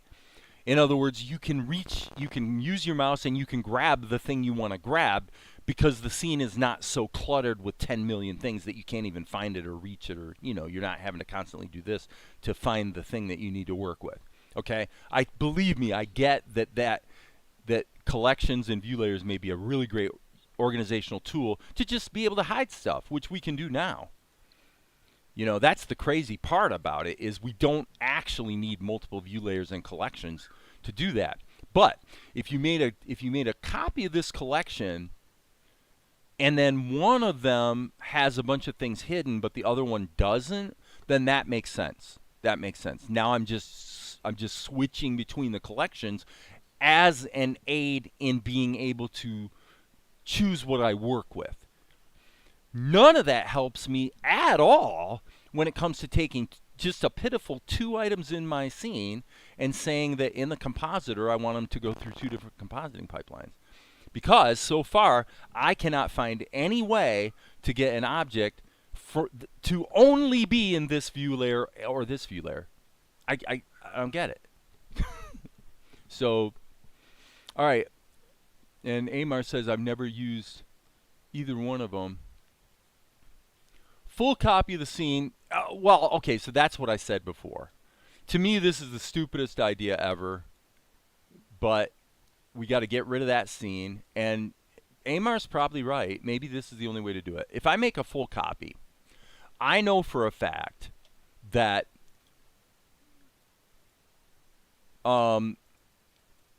that this grease pencil object and this 3D object have been completely duplicated. You see that? There is no connection between the two. No connection. So the fact that I have to go through and delete things is kind of stupid, but that's okay. I mean, I can live with that. If you think about doing it early, um, then you're thinking about your organization early in the process, so you're not having to do a bunch of redundant work of going through and deleting 75 objects from your scene, because you duplicated your scene too late. Okay, let me point out one thing very important, though. Please understand that, let's put it this way. The extreme in animation, the extreme of non-organization would be that literally everything's on one layer. Your background, your fill colors, your lines, everything's on a single flat layer. That would be the extreme case of total non-organization. You with me so far? In my case, okay, so Blender, you're really kind of freaking me out here. Okay, I had to click it in the outliner. That's fine. In my case, I've got 1, 2, 3, 4, 5, 6 layers, one of which doesn't get shown at render because it's the pencil test. Okay, so this has some level of organization. The shadows are in their own layer, and I can turn them off and on. Okay, so think about the extreme. The extreme is everything's in one layer. Why would that ever be a problem? Well, the problem is because what happens is you say, well, I've got to do this lip sync where the only thing that changed is the mouth, right? So the order in which I did things, such as the fill operations, adding all the color, for example, the order in which I did things becomes very, very important. Because if I draw all these mouths, if I don't do it last, then I would have to do the fill operations on every single one of these drawings, you see. Why? Because they're actually 8 different drawings. The only difference between them is the mouth, but they're actually 8 different drawings. So I have to do the fill operations over and over and over. And this is where it does become a bit of a, it'll bite you in the butt. Why? Because what if there's a leak? If there's a leak, that means on every single one of these 8 frames, I'm going to bump into the same leak, and I have to keep patching it, and it winds up taking a lot of time. So organization becomes very, very important. Okay?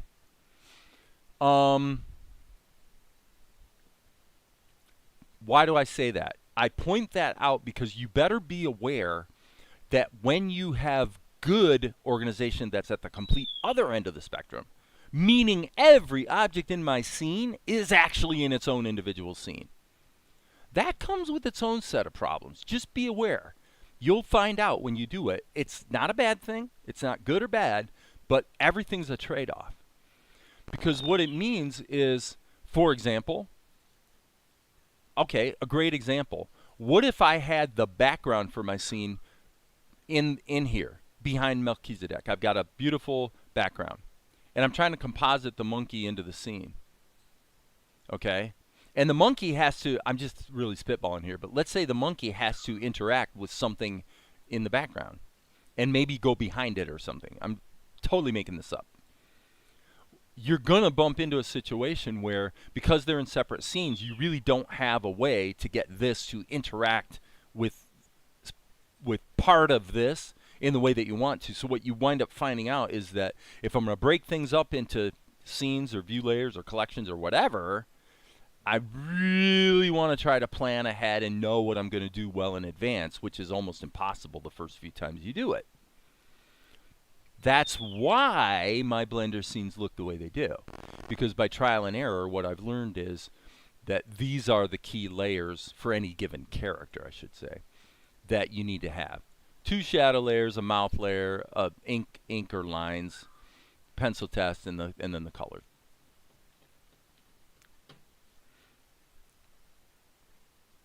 When does this system break, potentially? It breaks. I'll show you where it breaks, right here. This is where this system breaks. Because now I've got these layers all acting on 2 characters, instead of each character being their own grease pencil object. Having them as separate grease pencil objects, though, I tell you, and I hope you believe me when I tell you this, that comes with its own set of challenges as well. But so by having this scenario right here, what it means is that my palette is going to have twice as many materials. The chances that I'm going to spend a lot of my work day, let me just give an illustration of what I'm talking about. Okay, that didn't work. Oh, that's interesting. Seriously, Blender, that's what you're going to do? Oh my goodness. Okay. I'm going to pretend that didn't happen. Obviously, we can do things like this, and then resplit it, and then add back in the outliner. But anyway, the point I was trying to make is, if I have two characters that are sharing the same layers, then immediately that guarantees that a lot of my day is going to be spent doing this. A lot of my day is literally going to be spent scrolling up and down in this list of materials. You'd say to yourself, well, come on, that's not that big of a deal. And you're right. At first, it's not that big of a deal. And this is the kind of thing that goes parabolic. There's a point you reach where you realize, oh my gosh, like a freakishly large part of my day was spent just scrolling. But you only discover that when you're doing a fairly complex project. Now back to this. This, I should be able to grab this and change this to scene 001. And now what happens is, I probably need to do a one-shot render. And why did it do that frame? I need to go back to the beginning here. I may find out that this is actually... Okay, so I literally don't know what's going on. Let me go back here. As you can see, this is scene, and this is scene 001. We'll change the name of this to monkey just to make it clear. And we'll change this scene to grease, for grease pencil. Okay, so clearly we can see that monkey is in this scene, and everything else is in this scene. We come over here, we switch this to the monkey scene, and I have no idea why that just popped up on my screen. I have no idea what that even is. Okay, so now what I'm doing is I'm saying, well, wait a minute, I hit render. Why don't I see the monkey? He's in there, and when these were both looking at the same scene, it worked. As you can see, we change this. Now we get both of them. It renders the grease pencil scene, two different pipelines, one with blur, one without. Yet, when I switch this to this, where the hell's monkey? So I think, okay, can I test to see what's going on? Is there, is this somehow telling me something about visibility?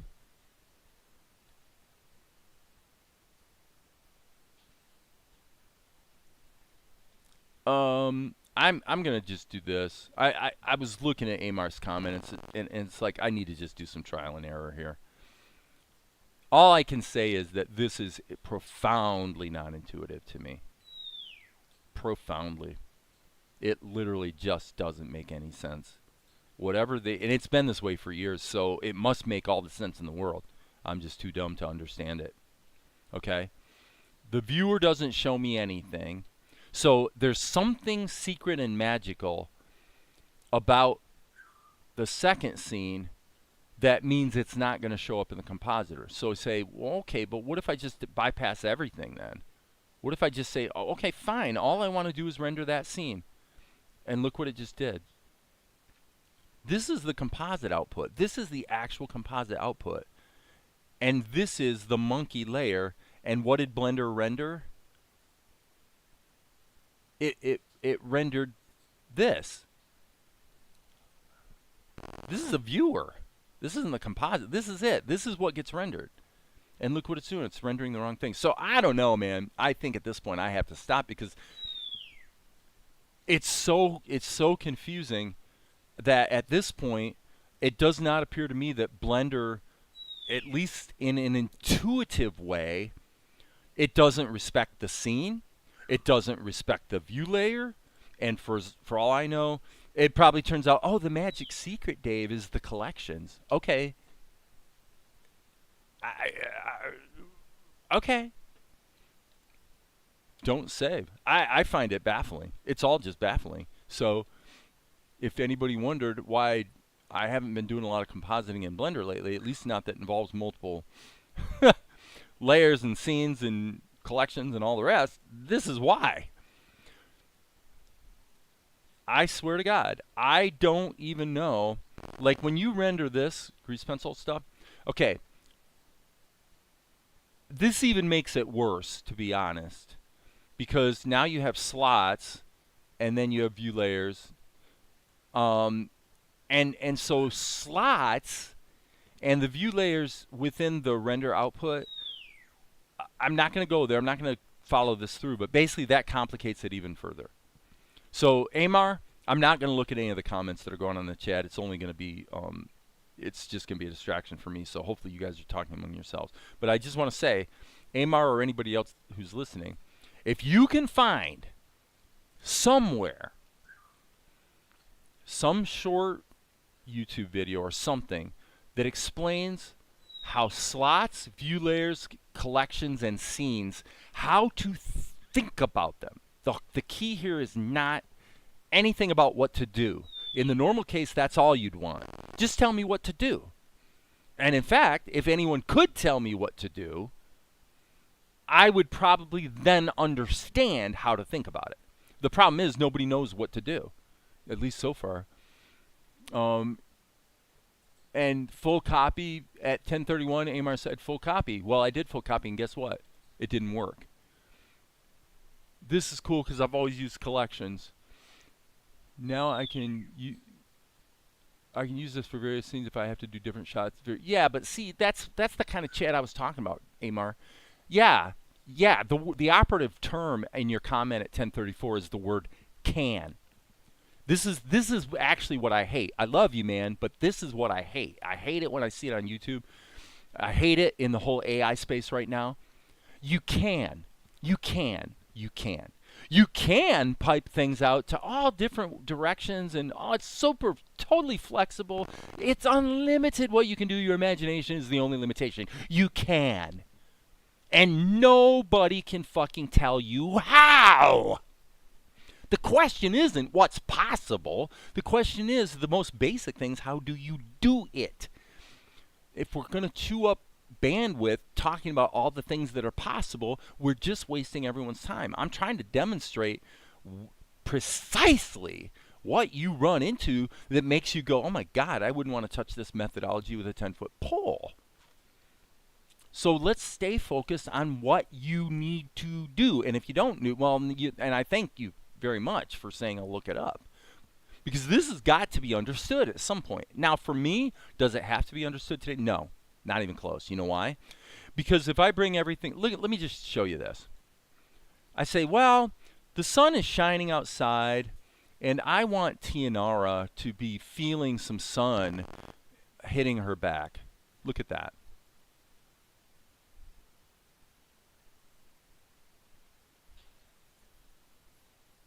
Okay, it took 1 second. I just added a layer in overlay mode, and I alpha locked it to the character. You see, I'm not saying this is superior. I'm not saying it's better. It is for me. My choice is that it's better. But it isn't better because Blender's way, way, way, way more powerful. But what could this power do if you literally stand there and you're just like, I just have literally no idea what to do. And there's probably, between slots, view layers, scenes, and collections, there's probably 4 different ways to do it.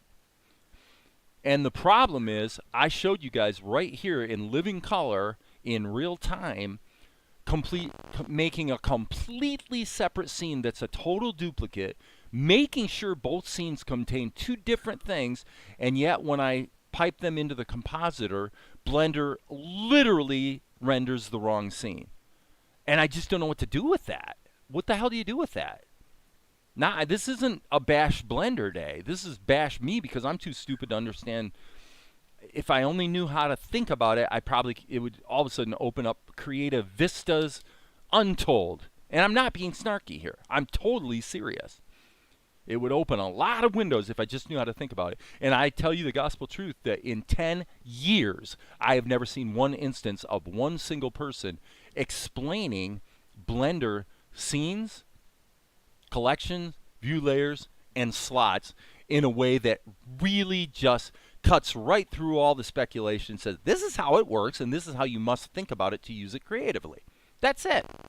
That's what we all need to know. This is how it works, and this is how you must think about it to use it creatively. Okay, so Amar is now saying, okay, I just tested it. You have to switch the initial render layers, TP the scene. I have no idea what TP means. And then both have to be rendered. Okay, and that, for me, that's boom, right there. Cut, stop, deal breaker. Deal breaker. You know why? I will be blunt. I'm glad you posted that, by the way. Let me be crystal clear, and this is something I saw a long time ago as a flaw with Blender, that you got to realize, guys, when you're trying to create a real show, you think real pragmatically about the stuff you got to do. And what Amar's saying is, if you're telling me I have two separate scenes, and now they each need to be rendered, everything, and I'm not joking, this is not hyperbole, everything about collections, view layers, for me, it's all useless. You know why? I'll give you a beautiful, perfect, simple reason why. It's useless because if I have to render each of those scenes, then what the hell am I even fussing with all this stuff for in the first place? I'll do what I've been able to do for 30 years, which is what? Render out each scene into its own folder and then go into any garden variety compositing program and just combine, just pull in the image sequences. If you have to render it, then all of the functionality that's within the purview of the program is useless, because the whole reason to have it in the program is so you don't have to pre-render everything. To me, that's like so stupidly obvious that I don't see how you could ever miss that. But the only way you fail to miss it, I guess, I'm not saying anyone here in the chat has missed it. I think you guys get it. But I'm saying a newbie would miss that. And the reason the newbie would miss it is because they've never actually done anything complicated, and they've never bumped into the problem. Quite a few videos. It's got to be the concise one. I only tried using the compositor once for more than... No, the compositor is massively powerful.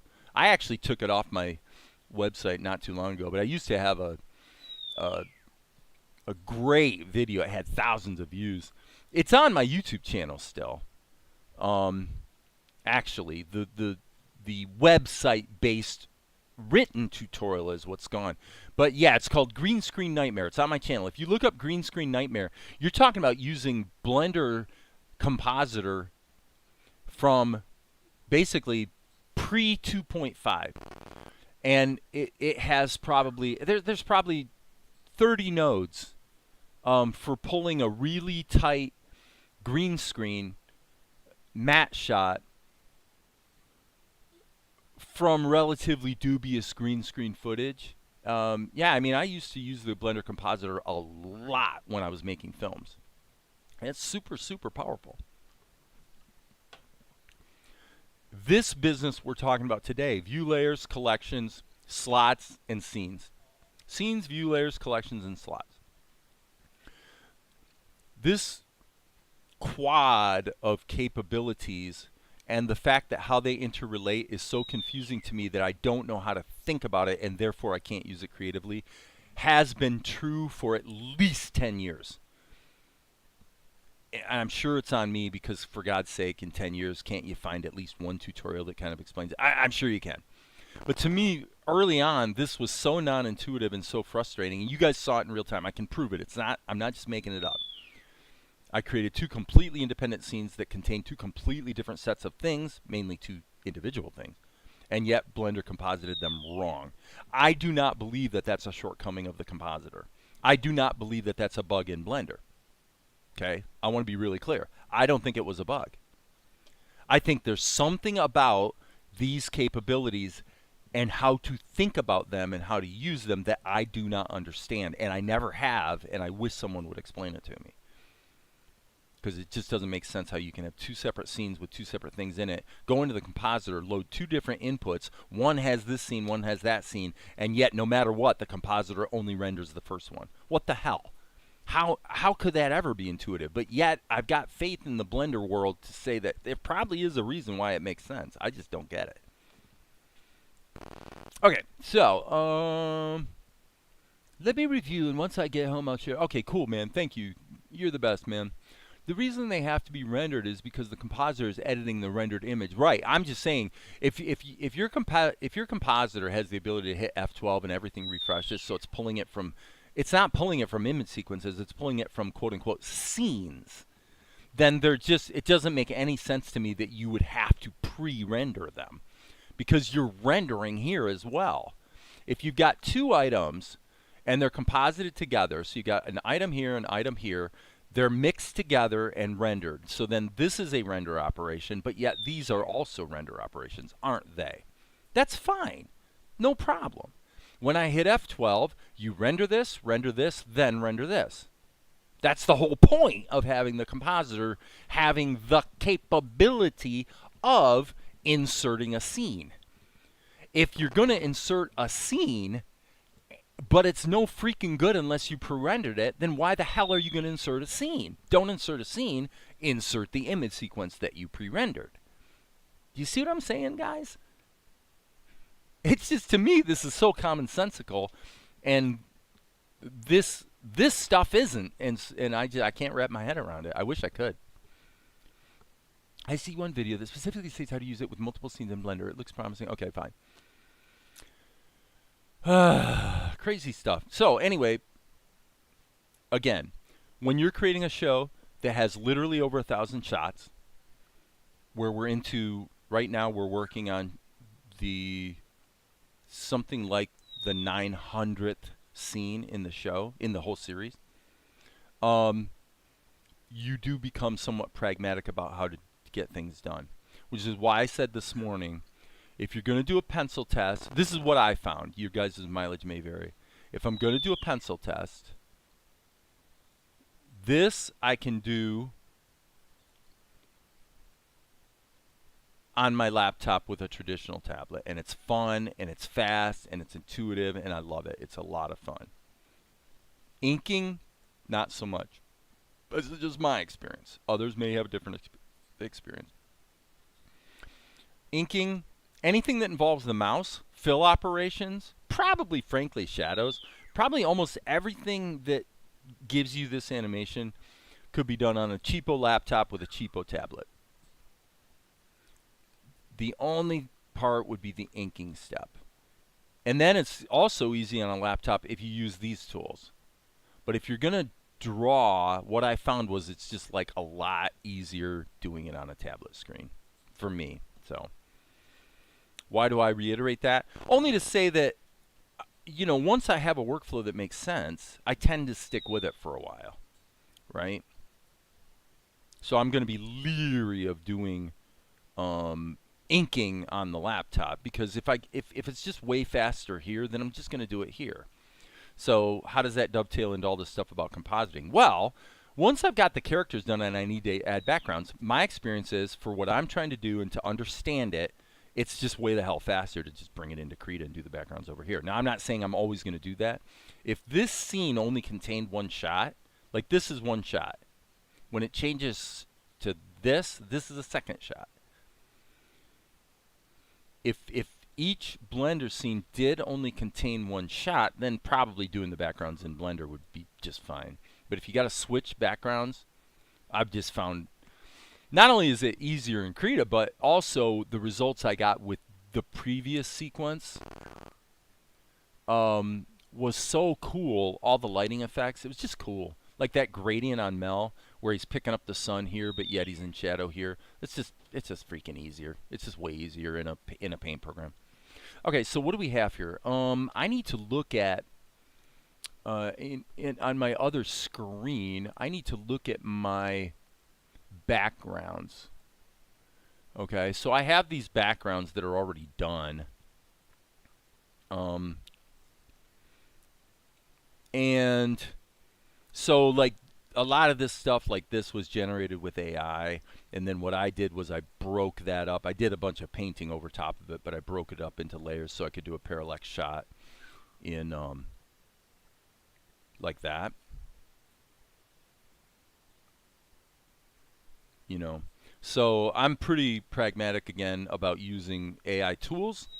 In this case, the final official shot of the background was the one that's got this name right here, Cave Interior. Okay. I would say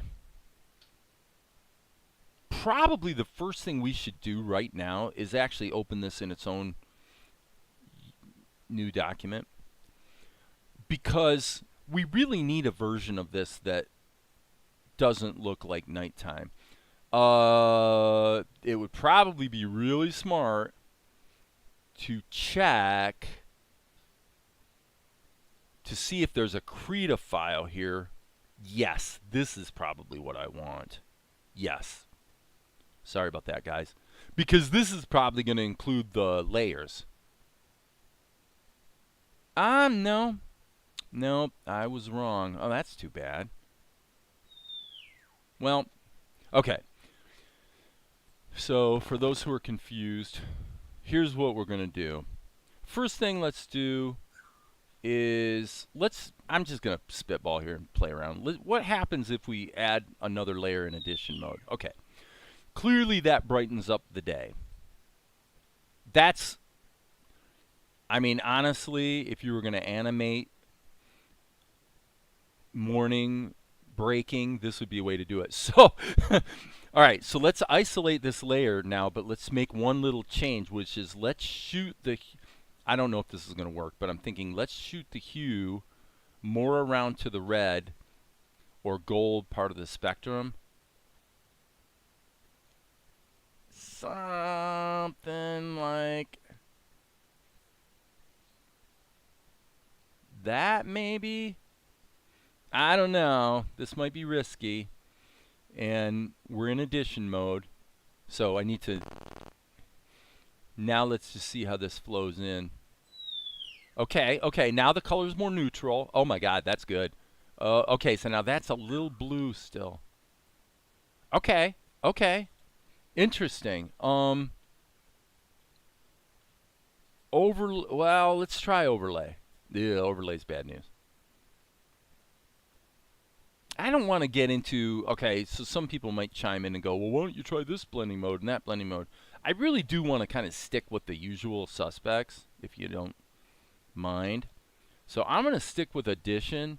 It just appears to me that something about the addition of yellows or oranges to the blue is resulting in a look that's not quite what I'm after. So what I want to do is find out, is there a hue option here that gets me... Not really. That's too bad. Okay, so that's not the answer.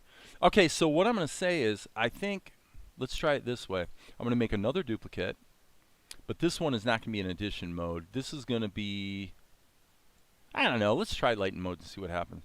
Okay, let's go back to normal. Okay, normal's fine, but what we need to do here is let's do a traditional, let's just brighten it up this way.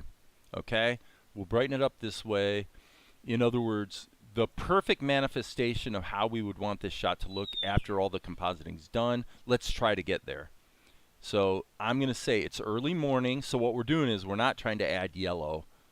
We're taking blue out. Okay? So if we solo our layers, we're saying this is nighttime-ish, and this is morning-ish. Okay? Okay, cool. That works for me. This may not be necessary at all. As you can see, this does a nice job of neutralizing the blue, but it doesn't quite get us there in terms of the sunshiny yellows. This is pretty impressive in that respect. Okay, so now what if we take this and turn this off? Okay, now that's interesting. So just in normal mode,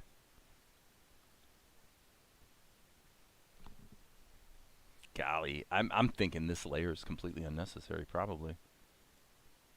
Right? Am I right? I do like that effect. To get to like a sort of a, I don't know, a midday kind of feeling or something, not too bad. let's just say this works up to that point. Okay. And then let's see what we can do. What's the least we can do with this to just make it even nicer? Right about there, I would say.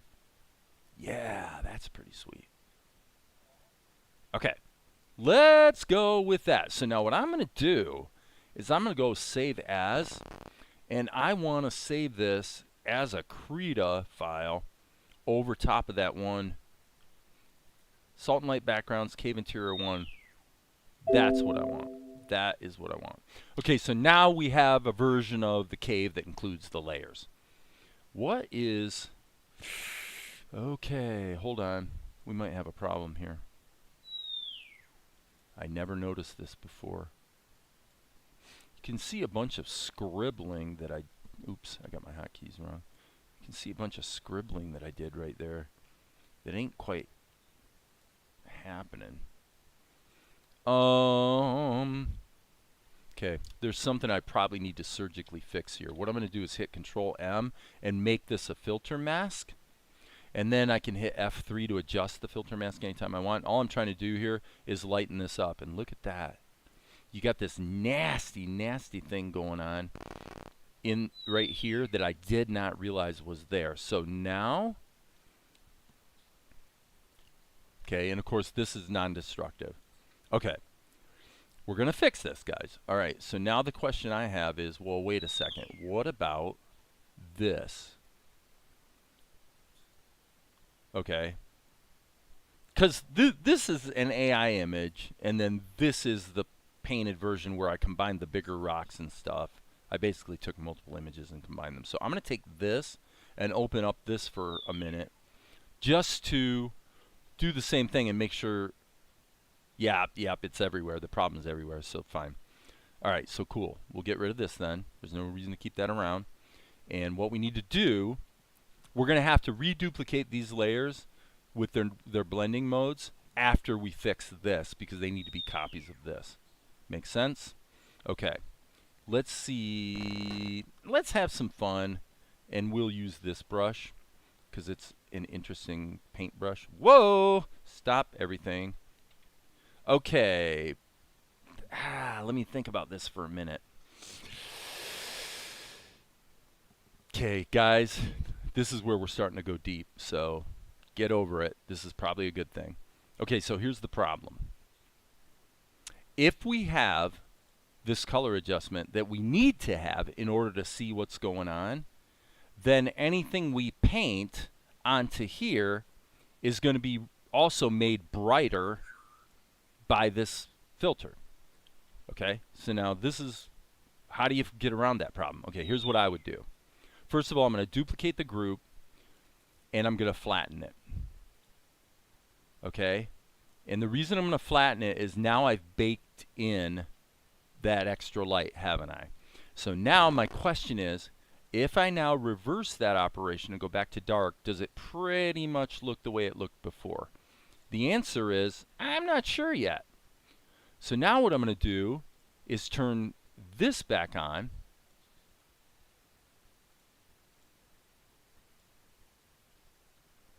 Okay, so there's the dark one. There's the light one, but it shows the garbage. Here's the light one made dark again. And the reason I'm testing this is because you are always going to have artifacting that shows up. If you keep scrunching your pixels and then unscrunching them, so to speak, you are absolutely going to start introducing well, you're going to introduce problems that have to do with the bit resolution of the color. Okay, this is pretty close. Like that and that and that. That's pretty close, isn't it? So let's take this now. And all we want to do is say, what do we need to do to the dark part in order to hide the problem? And it's turning out to be, golly, you'd have to get about to there. Okay, so you say, well, what's your point, Dave? Well, my point is,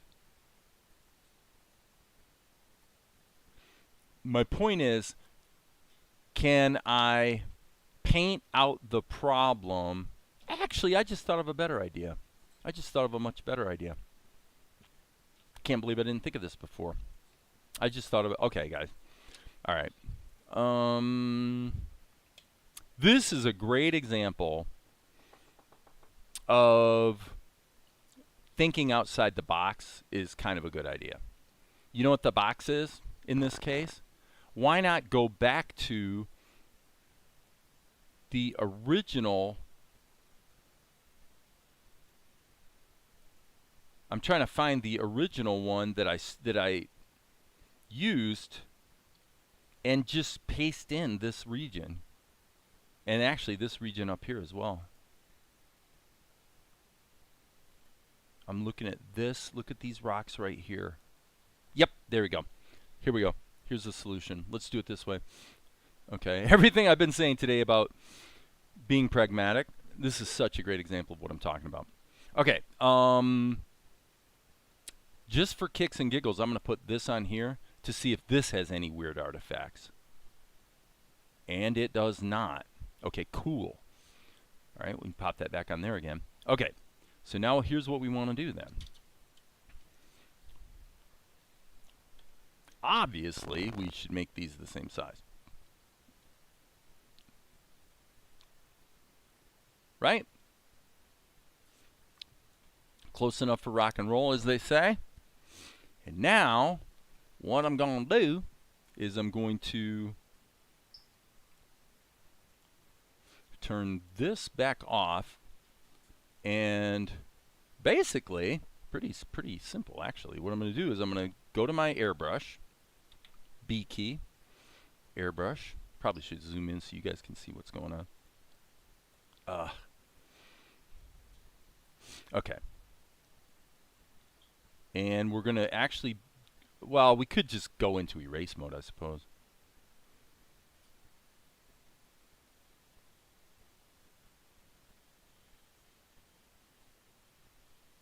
Okay.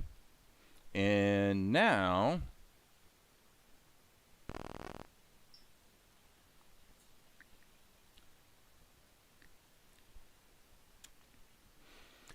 for our purposes, probably let me see.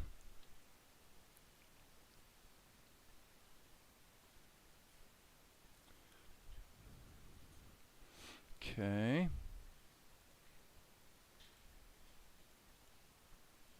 Yep. Okay, so now watch this part. Now what I'm going to do is I'm going to use liquefy to simply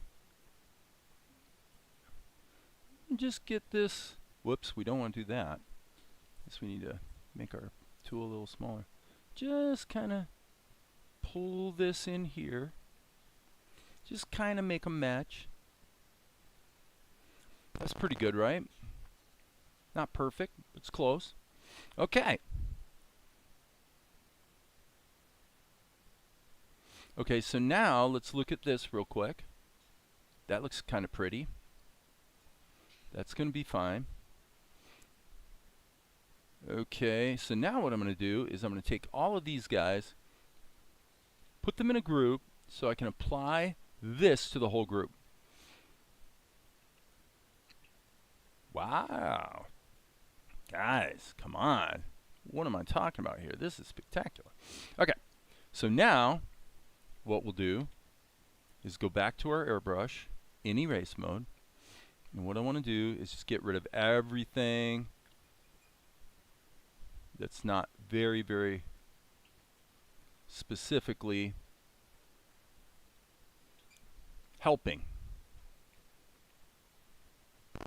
We want to favor the original matte painting, but just get rid of the garbage. Okay, so now can we take this and hit Control E, bake it down? I mean, it gave us one little tiny artifact that we need to fix here, but not a big deal. Okay, so what I'm going to do is grab, let's just grab this brush, take it down quite a ways, and we're just going to do a little judicious cleanup here. Little judicious cleanup.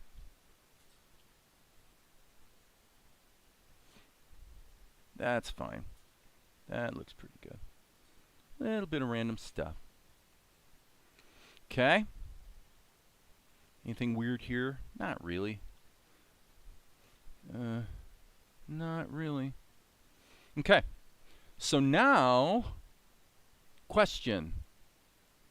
Let's take this and pop it up here so we can turn this off. We still have our color adjustment that we have turned off. Now let's see what these guys do. Yeah, they're still going to introduce those artifacts. So this is in addition mode at 94%. Boom, boom, boom, boom, boom. We'll make it 80 just to be fair. Okay. All right.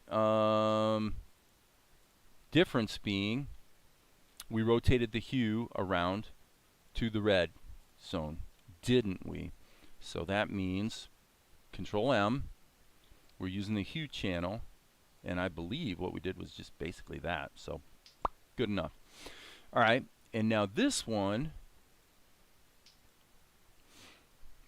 Yes. This one we used. What did I, guys, remind me, what did I do? Did I paint this or did I use a curves? I don't remember what I did. Help me out, friends. I literally don't remember what I did. It seems like the way to do it would be to, let's just try this. It's probably not the right thing to do, but what the heck, I'm going to try it anyway. I'm actually painting in overlay mode. Let's just see what this does. Right, okay, so it's not going to brighten it up. It actually just kind of cranks it towards the orange. So, towards green first, obviously. Did I use an adjustment layer? I used an adjustment layer. I couldn't have used an... Oh, you mean a filter mask. Yes. I took blue out. That's what I did. Yes. I took blue out.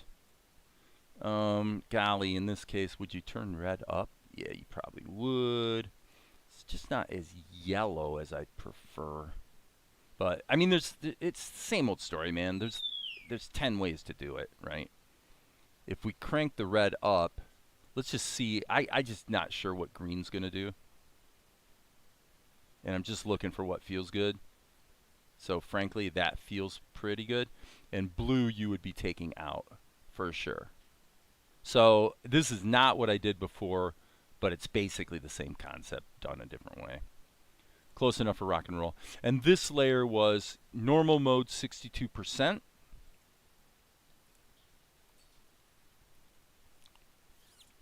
I'm going to kill this. I'm going to kill this. I'm going to turn this on. Okay.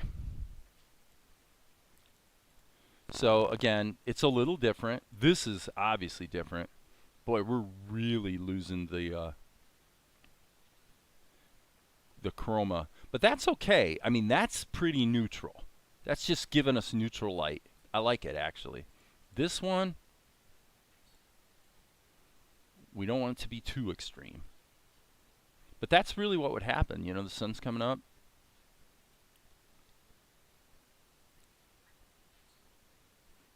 In terms of light, probably right about there is where we want to be. Okay, so this is the craw file. So let's save the craw file. This can be deleted.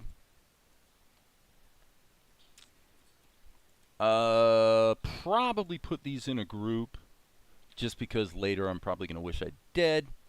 And I'm going to copy this layer, which is the whole group, into here. Paste the layer.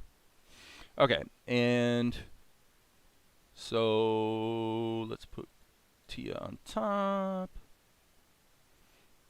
Background obviously doesn't belong in there. Okay, so now what we're going to do is let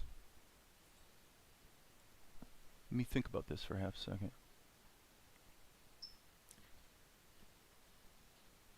Do we want to flatten this? I'm thinking let's make a copy, turn that off, and then merge this group. We'll flatten this one. Okay, because for sure this is not quite right layout-wise. It would be more like this. Something like that. Oh, and by the way, I should point out the somewhat uncomfortable fact that I forgot to put Mel in this shot. In point of fact, just for the record, back here in this first sequence, Mel is supposed to be standing here in the background. How very embarrassing.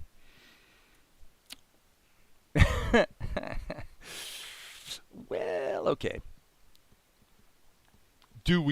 Well, okay, so this shows you the edge of the cave here, and then it kind of cuts through her right there, right? So that's not exactly what we have here, but it's pretty close. He got embarrassed and ran away. Right. Now, here's what we're going to do. We're going to do this the simplest way possible, which is probably this would be the simplest way possible. Let me go back here. Okay, we really don't have a wide shot of Mel other than that. So here's what I'm going to do. This is going to sound and look completely ridiculous, but this is what I'm going to do. I'm going to go take the S key and grab this. Okay? Sounds crazy. Now I'm going to come back here, and I'm going to go ahead and add a new layer and insert an animation key. And I'm going to hit Control-Shift-V to paste Mel into this new layer. Then I'm going to shrink Mel down so that if he was standing next to her, what would the size of his head be? Probably be something like that. Maybe a little smaller. Okay? And now, in terms of perspective, he would be going from here to here. So, actually, I'm going to put Mel's center right there and see if that actually kind of works. I know this seems like a goofy way to do it, but that's what I'm going to do. Okay. Now that works really nicely because now I can just paint into the layer and probably it would be prudent to turn this off and put one quick and dirty sketch layer underneath it, just so I'm not driving myself crazy here. So let's just at least get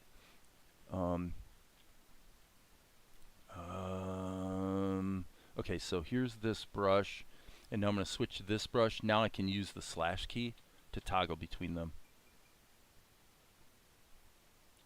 Okay, so I believe he's actually turned this way.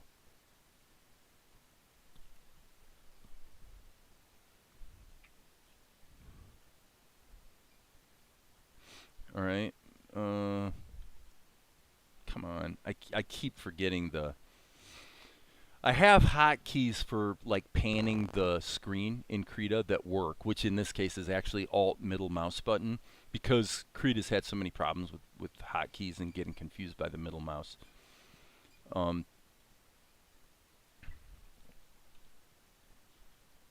You know, Mel is kind of tall, so for me it's Control spacebar is zoom, and Shift spacebar is rotate, which you can always reset by hitting the 5 key. Okay, so basically, in terms of his bodily structure, this is probably about right, and so I think in context it's probably wrong. I'm sorry. Let's turn the background back on.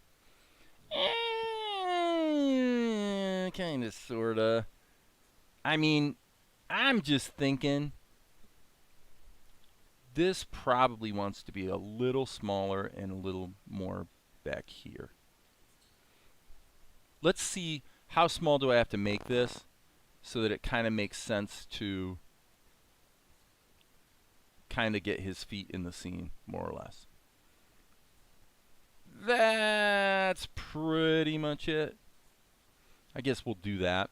Okay, so if we're going to do that, what would the size of the head be?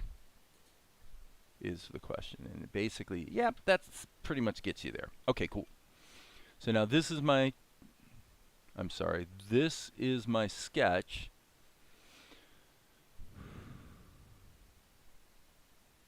And now what we need to do is just paint in Mel, and then basically everything's going to be ready to rock.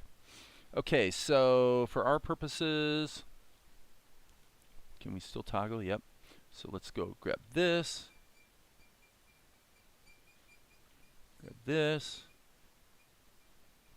I'm just going to do this kind of the hard way and just paint him in there. He's in the background.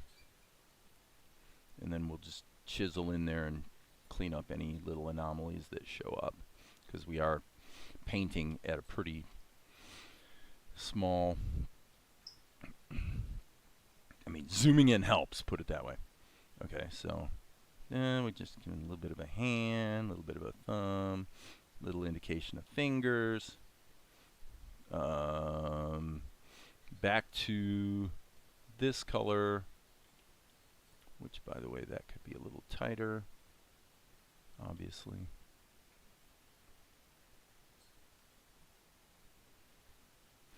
All right. Mel's garment is basically something like this. That's too saturated. Not quite blue enough. Yeah, there we go. That's going to be something like that. And we will stretch this down here just a little bit. Okay, and now we're going to go a little bit lighter. So this is one way to do it. There's a million ways to do it. You could draw all the outlines first. I'm pretty confident on my drawing of Melchizedek at this moment. So if I had any doubt, though, I'd hit Shift Alt Q, put this in behind mode. Look at that. By going in behind mode, I can't accidentally paint over what I already painted, which is great. All right. Alt. Okay, let me think. What the heck is Melchizedek's? We need to go back here in time and find Melchizedek's outfit. Seems to me he had a belt. Do we even have a long shot of Mel? Sheesh, I'm not sure we do. I may have to go back to, well, okay, here we go. This is kind of okay. This is the establishing shot of the scene. Hello, trying to find it. There it is. Okay, so he is wearing shorts. I swear, I actually wonder if I maybe should go back to episode 2, you know, and find out what the heck he was really wearing. But this is probably okay. Okay, so we're going to just darken this a bit and go into normal mode again, you know, and just keep this a little loose, a little sketchy. Control behind mode again. So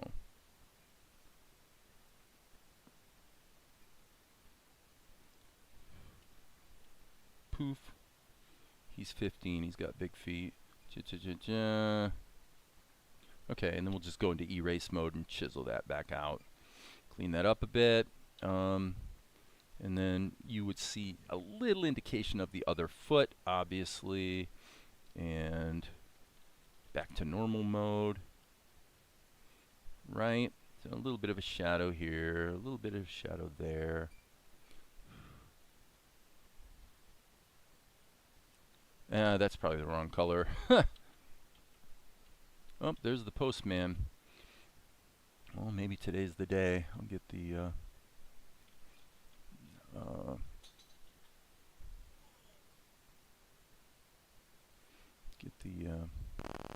fourth quarter royalty statement for the show. Been kind of waiting for that. Okay, so now let's go to, I don't know, let's go to our pencil. And 6 pixels seems a little hot to me. Let's go for closer to 4. Okay, just put in a couple indicators here. Right, no biggie. Usually you draw your outlines first and then color them in, but It's not like it's a rule. You just do whatever the freaking heck works, you know? Right? Do what works, friends. Boom. Guess that sucks brush-wise for that type of work. All right, so we can turn this off. And now let's zoom way in here and just do a little chiseling, little cleaning up, No big deal. There we go. There we go. End key. Looks really, really, really, really, really, really good. Let's add a second layer just because it's easier.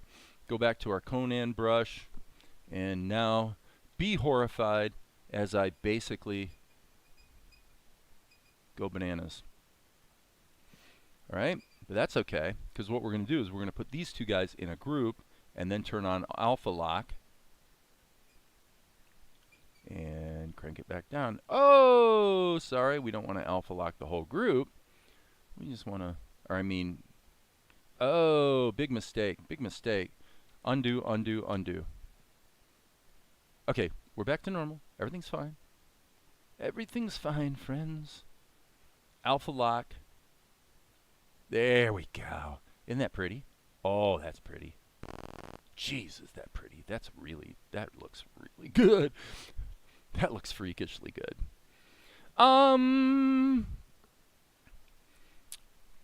Is there an argument to be made? Let's save our work here.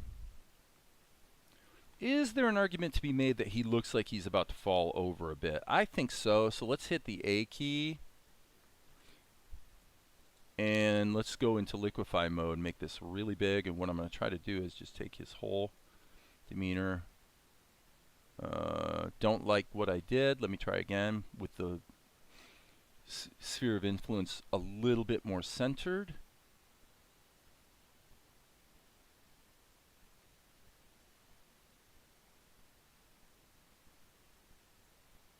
I like that. I think that's pretty good. Okay, so now, I might as well leave this the way it is. We'll just call this the Mel group.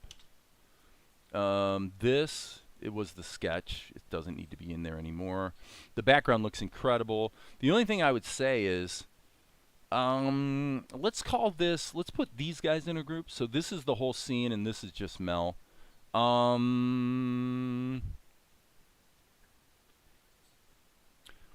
Let me think for a moment. There is a reason. Okay, so here's what we'll do. Let's take this paint layer and hit Control Insert and put at least one animation keyframe. What that's going to do is it's going to make it so that later I can delete Mel out of here. Okay, so like right here, this is going to be insert a keyframe, insert a keyframe. Okay. Well, as long as we're here, why don't we continue with this as well? We don't want liquefy mode. We want free transform mode. Okay. I am going to really pop this up here and just put it where it feels good. Best put it where it feels good. Doesn't matter. It doesn't have to be perfect. Okay, so yeah, you'd have to make it a lot bigger. I don't know. That to me that just feels good, so who cares? Yes, it's not cutting him off here, but if you physically move the camera, it's actually debatable, you know, it would change angle a little bit, right? So okay, so let's just go with this. Okay, right here we're going to hit insert to put a blank keyframe. And so that's going to be right here is going to be a zoom in to whatever we put in the last one. And boom, boom, boom, boom, right here. That's 51. Okay, so 51 is actually going to be control drag that, right? Okay, well that's it. That's the end of the scene. And let me see how far this goes. Goes to 90. Does it really go to 99? Yeah, I guess it does. I guess it does. Okay, cool. Save our work. So now we just have to decide what we're going to do here. Okay, is there something we can do with this that will still be useful? Well, maybe. Maybe. Let's go back and look at the... Well, this is all here, so I'm going to just... I know this is radical, guys, but here's what I'm going to do. I'm going to get radical. Okay, I'm going to take this. I'm going to just... I'm totally spitballing here. I'm totally making this up as I go.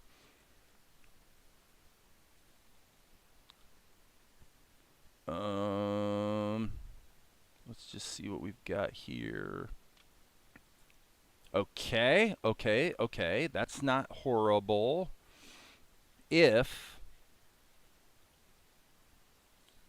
image, trim to image size.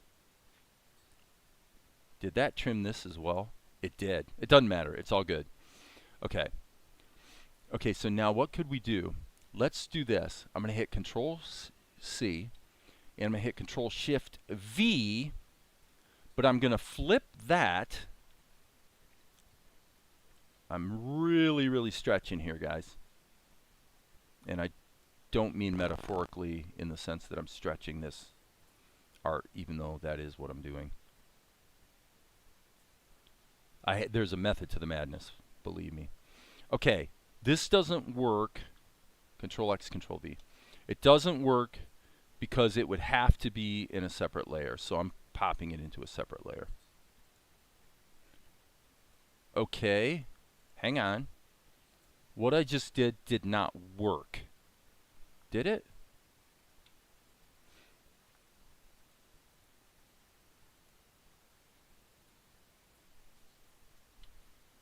So we're just going to go with that so far. Okay, so I'm going to do this a different way. I'm going to go Control C, Control V. I'm not going Control Shift V. In other words, I want it on a different layer. And the reason I want it on a different layer is I got to do some operations on this before I merge it down. Okay?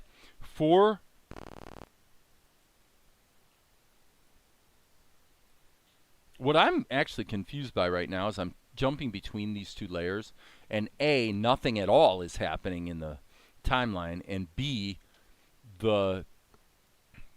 okay. Once I tell it to pin it, all of a sudden now they both show up, which of course, as you guys know, is pretty much dumber than a box of rocks, but there it is. Okay?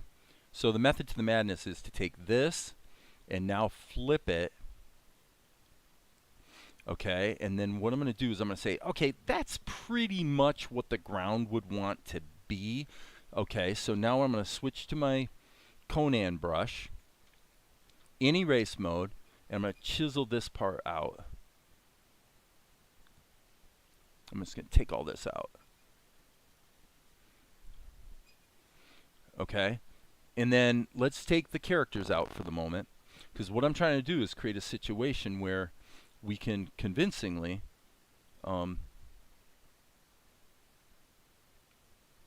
okay, yeah, so this would be insert, this would be removed, this would be a new key, and this would be arguably removed. Why is it here as well? That's not necessary, and it's probably not necessary. Well, it is necessary here.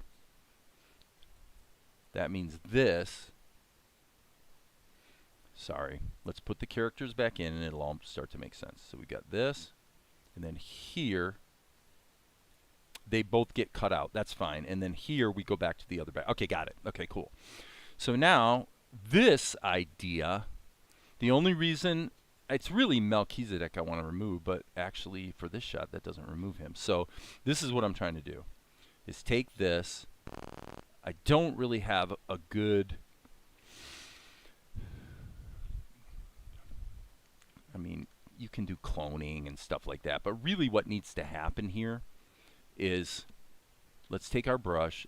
First of all, let's keep this simple. We're going to be confused by anything we see that we really don't want to be seeing. So let's just get rid of the stuff that definitely is garbage. Okay? So the back of the cave's dark. Duh, of course, the back of the cave is dark. So we'll go like this.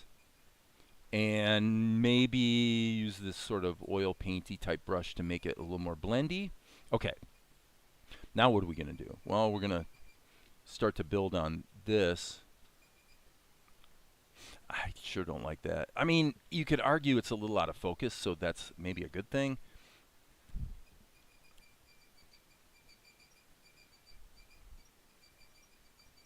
So this is all just feel. Come on, I gotta save my work. I'm trying to move quickly with my hands without looking at the keyboard and just rock and roll and do it kind of thing.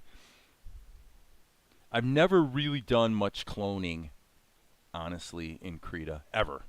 I used to use clone all the time in Blender, or I'm sorry, in GIMP, because in GIMP it's stupidly easy. You know, to me it makes sense.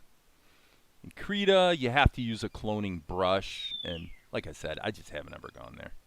I just don't do it.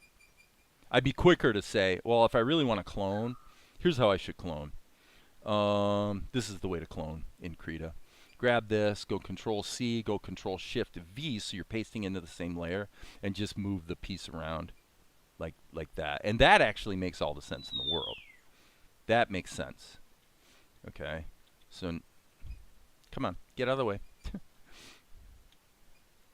Right, and then just kind of make it fit. Okay, stop everything, save my work. I'm getting a little confused here and frustrated because I'm painting and not seeing anything happen, and I'm not quite sure why. Why is nothing happening? I don't know.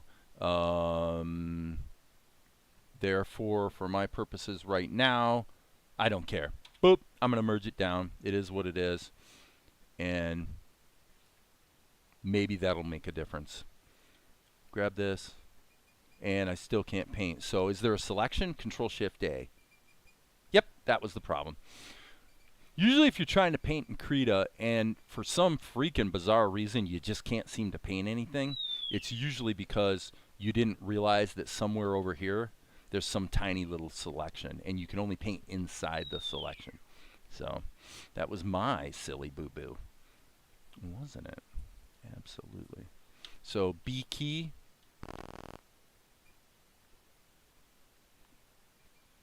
Okay, so now one thing you want to do, if this is the going into the back of the cave, we are going to want to add a little bit more detail because we're going to be going to a close-up. Now, admittedly, the close-up of this stuff will be defocused.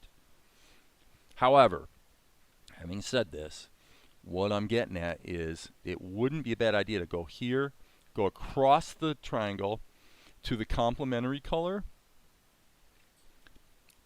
Okay. And I'm going to put it in overlay mode just because it seems to me that's probably the right idea. And say that as we go deeper into the cave, you would expect that yellow influence of the sun shining in would be somewhat diminished. And indeed, now what I'm doing is, I probably want to do multiply actually. Okay, so as we go to the back of the cave, obviously it just gets darker, right? So now that seems to be kind of sort of what we're looking for. Am I right? Am I wrong? I don't know yet. That's pretty good. Okay, so this would be this. A key. Just blow it up like the Dickens. And maybe a little something like that, so you just sort of see something behind her, right? Just kind of something like that. Image, trim to image size. Oh my gosh, you guys, this is coming together. Okay, so now what do we need to do to make it amazing? Well, number one, we definitely need a we'll call it a light effects channel. Let me see. What we do need to do is take everything with the characters and put them in a single group. Otherwise, we cannot alpha lock the lighting effects to the characters, which we definitely are going to want to do. If you're saying, what the hell are you even talking about, dude? I don't even know what you're doing. Here's what I'm doing. B key. Now watch this. I guess I am gonna try overlay mode just because it tends to work for lighting effects. Okay, so it darkens her, but it doesn't darken her so much that you can't see the difference between the colors, because when you use overlay mode, it inherently increases saturation as well.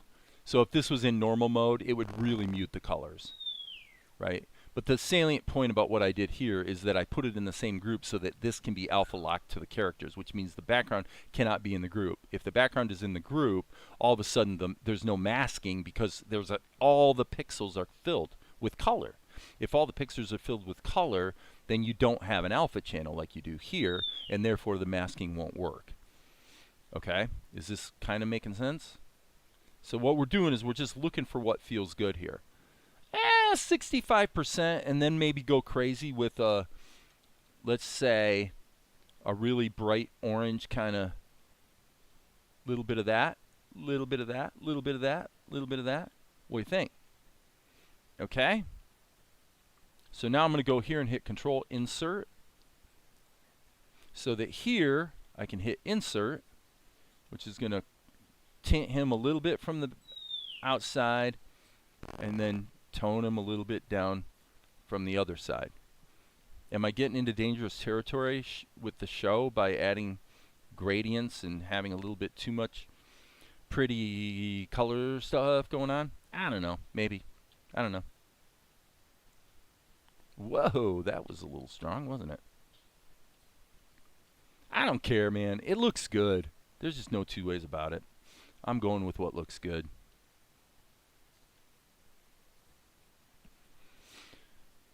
I'm going with what looks good. Insert. Okay, so this would be something like that, and something like that. So when she turns around, I guess I'll tighten it up here. Yep, right there. Really needs to be bigger. Okay, it's a little strong. That's a little strong. I'm hitting the eraser now.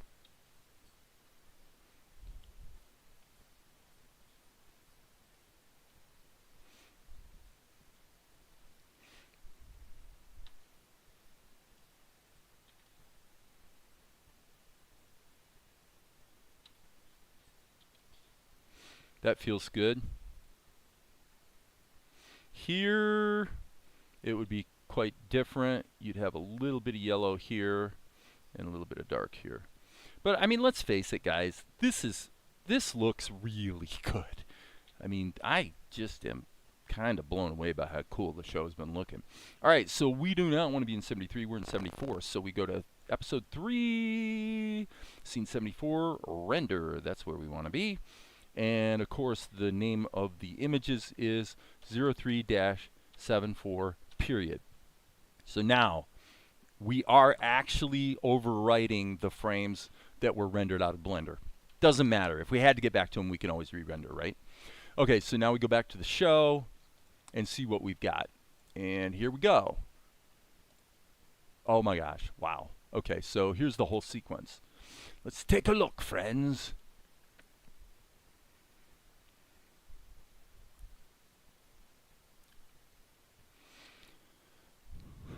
Now we don't have the explicit rim effect, the rim light effect going on.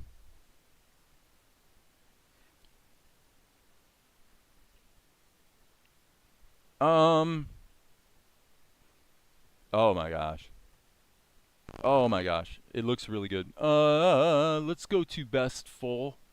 What time is it? 11:47. Okay, I'm going to wrap up after this scene is complete. I want to see it at the full resolution that it would be on the show. In other words, this is what gets delivered essentially to the distributor. Yeah, I'm going to say it's all just a little too rich. Okay? I'm going to say it's all just a little too rich. And fortunately, the lighting effects are all on one layer.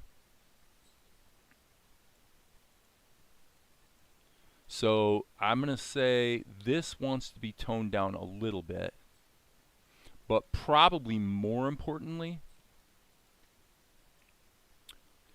on unfortunately, we could go back to the original layers, obviously, but I'm thinking let's just mute it. So here's what I'm going to do. I'm going to put this in a group. Watch this, guys. This is important. Watch this. See this orange? Where's that on the wheel? It's here on the wheel. What's directly across on the wheel? The complement. Blue. Okay? Let's go to blue. It could be, you know, it probably should be a somewhat muted blue. So what I'm going to do is I'm going to take this layer and fill it with blue. Okay? Why is it seem to we'll ignore that for the moment. Okay. Why did we do that? Well, what we want to do is neutralize. As you can see, that actually almost looks photographic, so that's almost unrealistic. But let's see what happens. We'll try overlay mode again, I guess. What happens? Okay, that mutes it to the green. So all we're trying to do is tone down how extreme that orange effect was. Because when I watch it in the show, when we transitioned from the prior sequence to this one, it all felt like too abrupt of a change. So I'm going to go with that. Is it going to help to leave it everywhere? I think so. Yeah, I think so. Yep. We're just going to go with it. Okay, so Control R. Let's just re-render. Re-render. So you see what I did?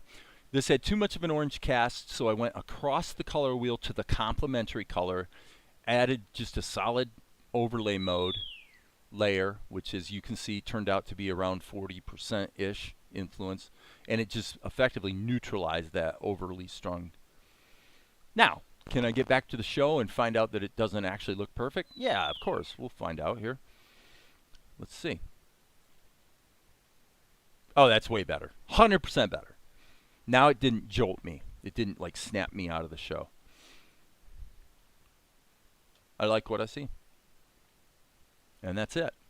Okay, what do we have here? We've done, well, 30 seconds. Now it's been about 4 days, unfortunately. But yeah, we've had about 40 seconds.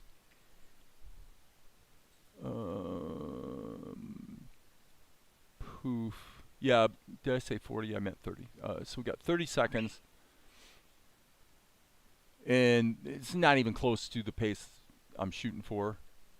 But there it is, friends. There it is. All right, so let's go back and look at a little bit of this sequence. She was being cranky before, so now she does not have her bindi right now.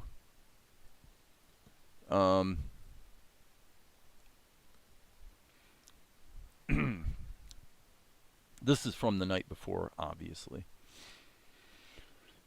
So she doesn't have her bindi because she took a bath. I'm going to say, for now, we're going to just leave that the way it is. Let's just take a look at what we have here. So Golik's kowtowing to the king. You know, unfortunately, I'm seeing the wonderful beauty of all those gradient color adjustments and seeing where it would really make this pop even more too. But I see one anomaly on the Golik close-up. There's a stray grease pencil mark that needs to be gotten rid of. Right there. That's okay. I'll catch up with that later. No big deal. Every time I see it, it's going to remind me. All right, so he's going to say, off to bed, Mr. King. And next morning, bright, sprightly music, sounds springy.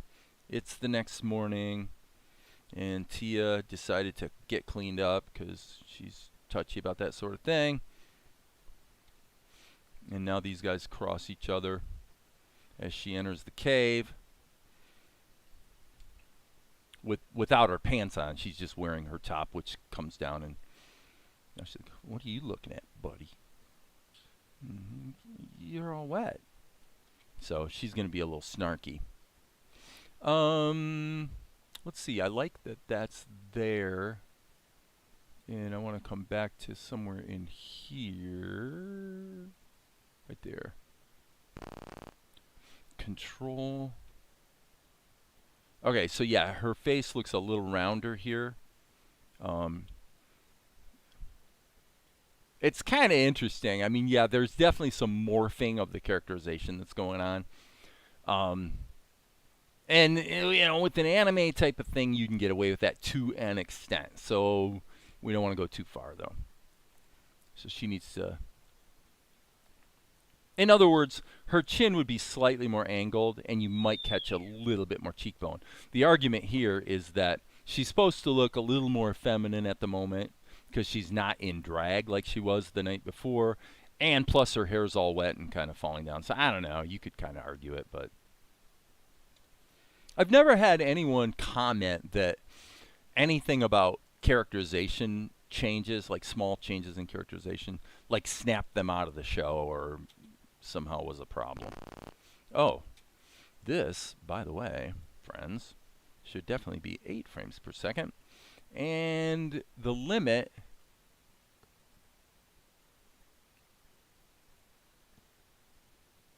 was on 150. I'm looking on the other screen. Project Media. We want to select in Project Media list 85. Okay, cool. That's what I was trying to find out. So this should be ending actually at 85. And with that, we can save it. And of course, rewind doesn't work.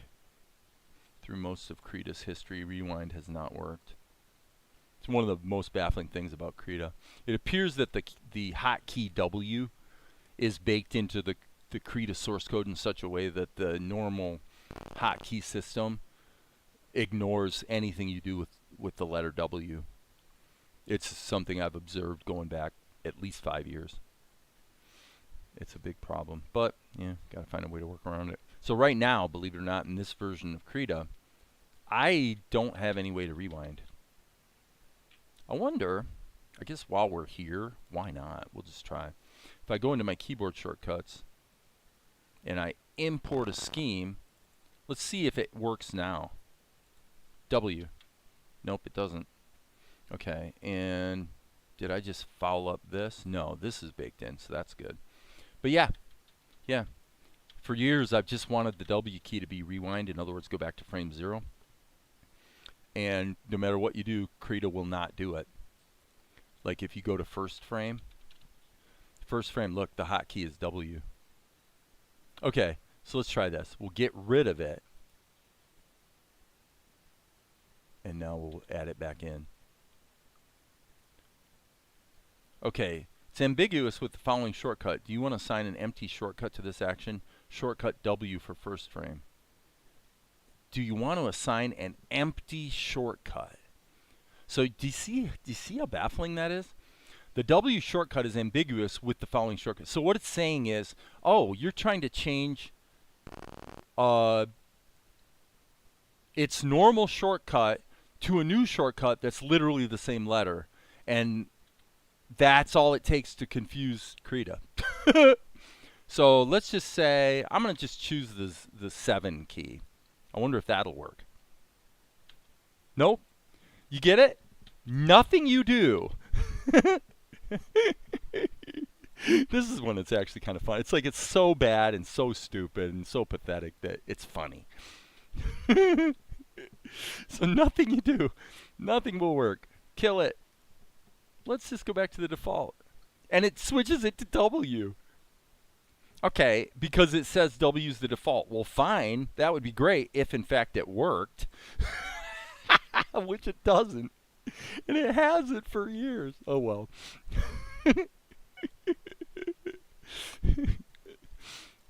I think when I'm incredulous about the extremes of silliness in a software program, it's usually because it's the difference between the parts of the program that are just really amazing and impressive, and yet how crazily inept other parts of it seem to be. That's the thing that just makes me go, I don't get it, but there it is.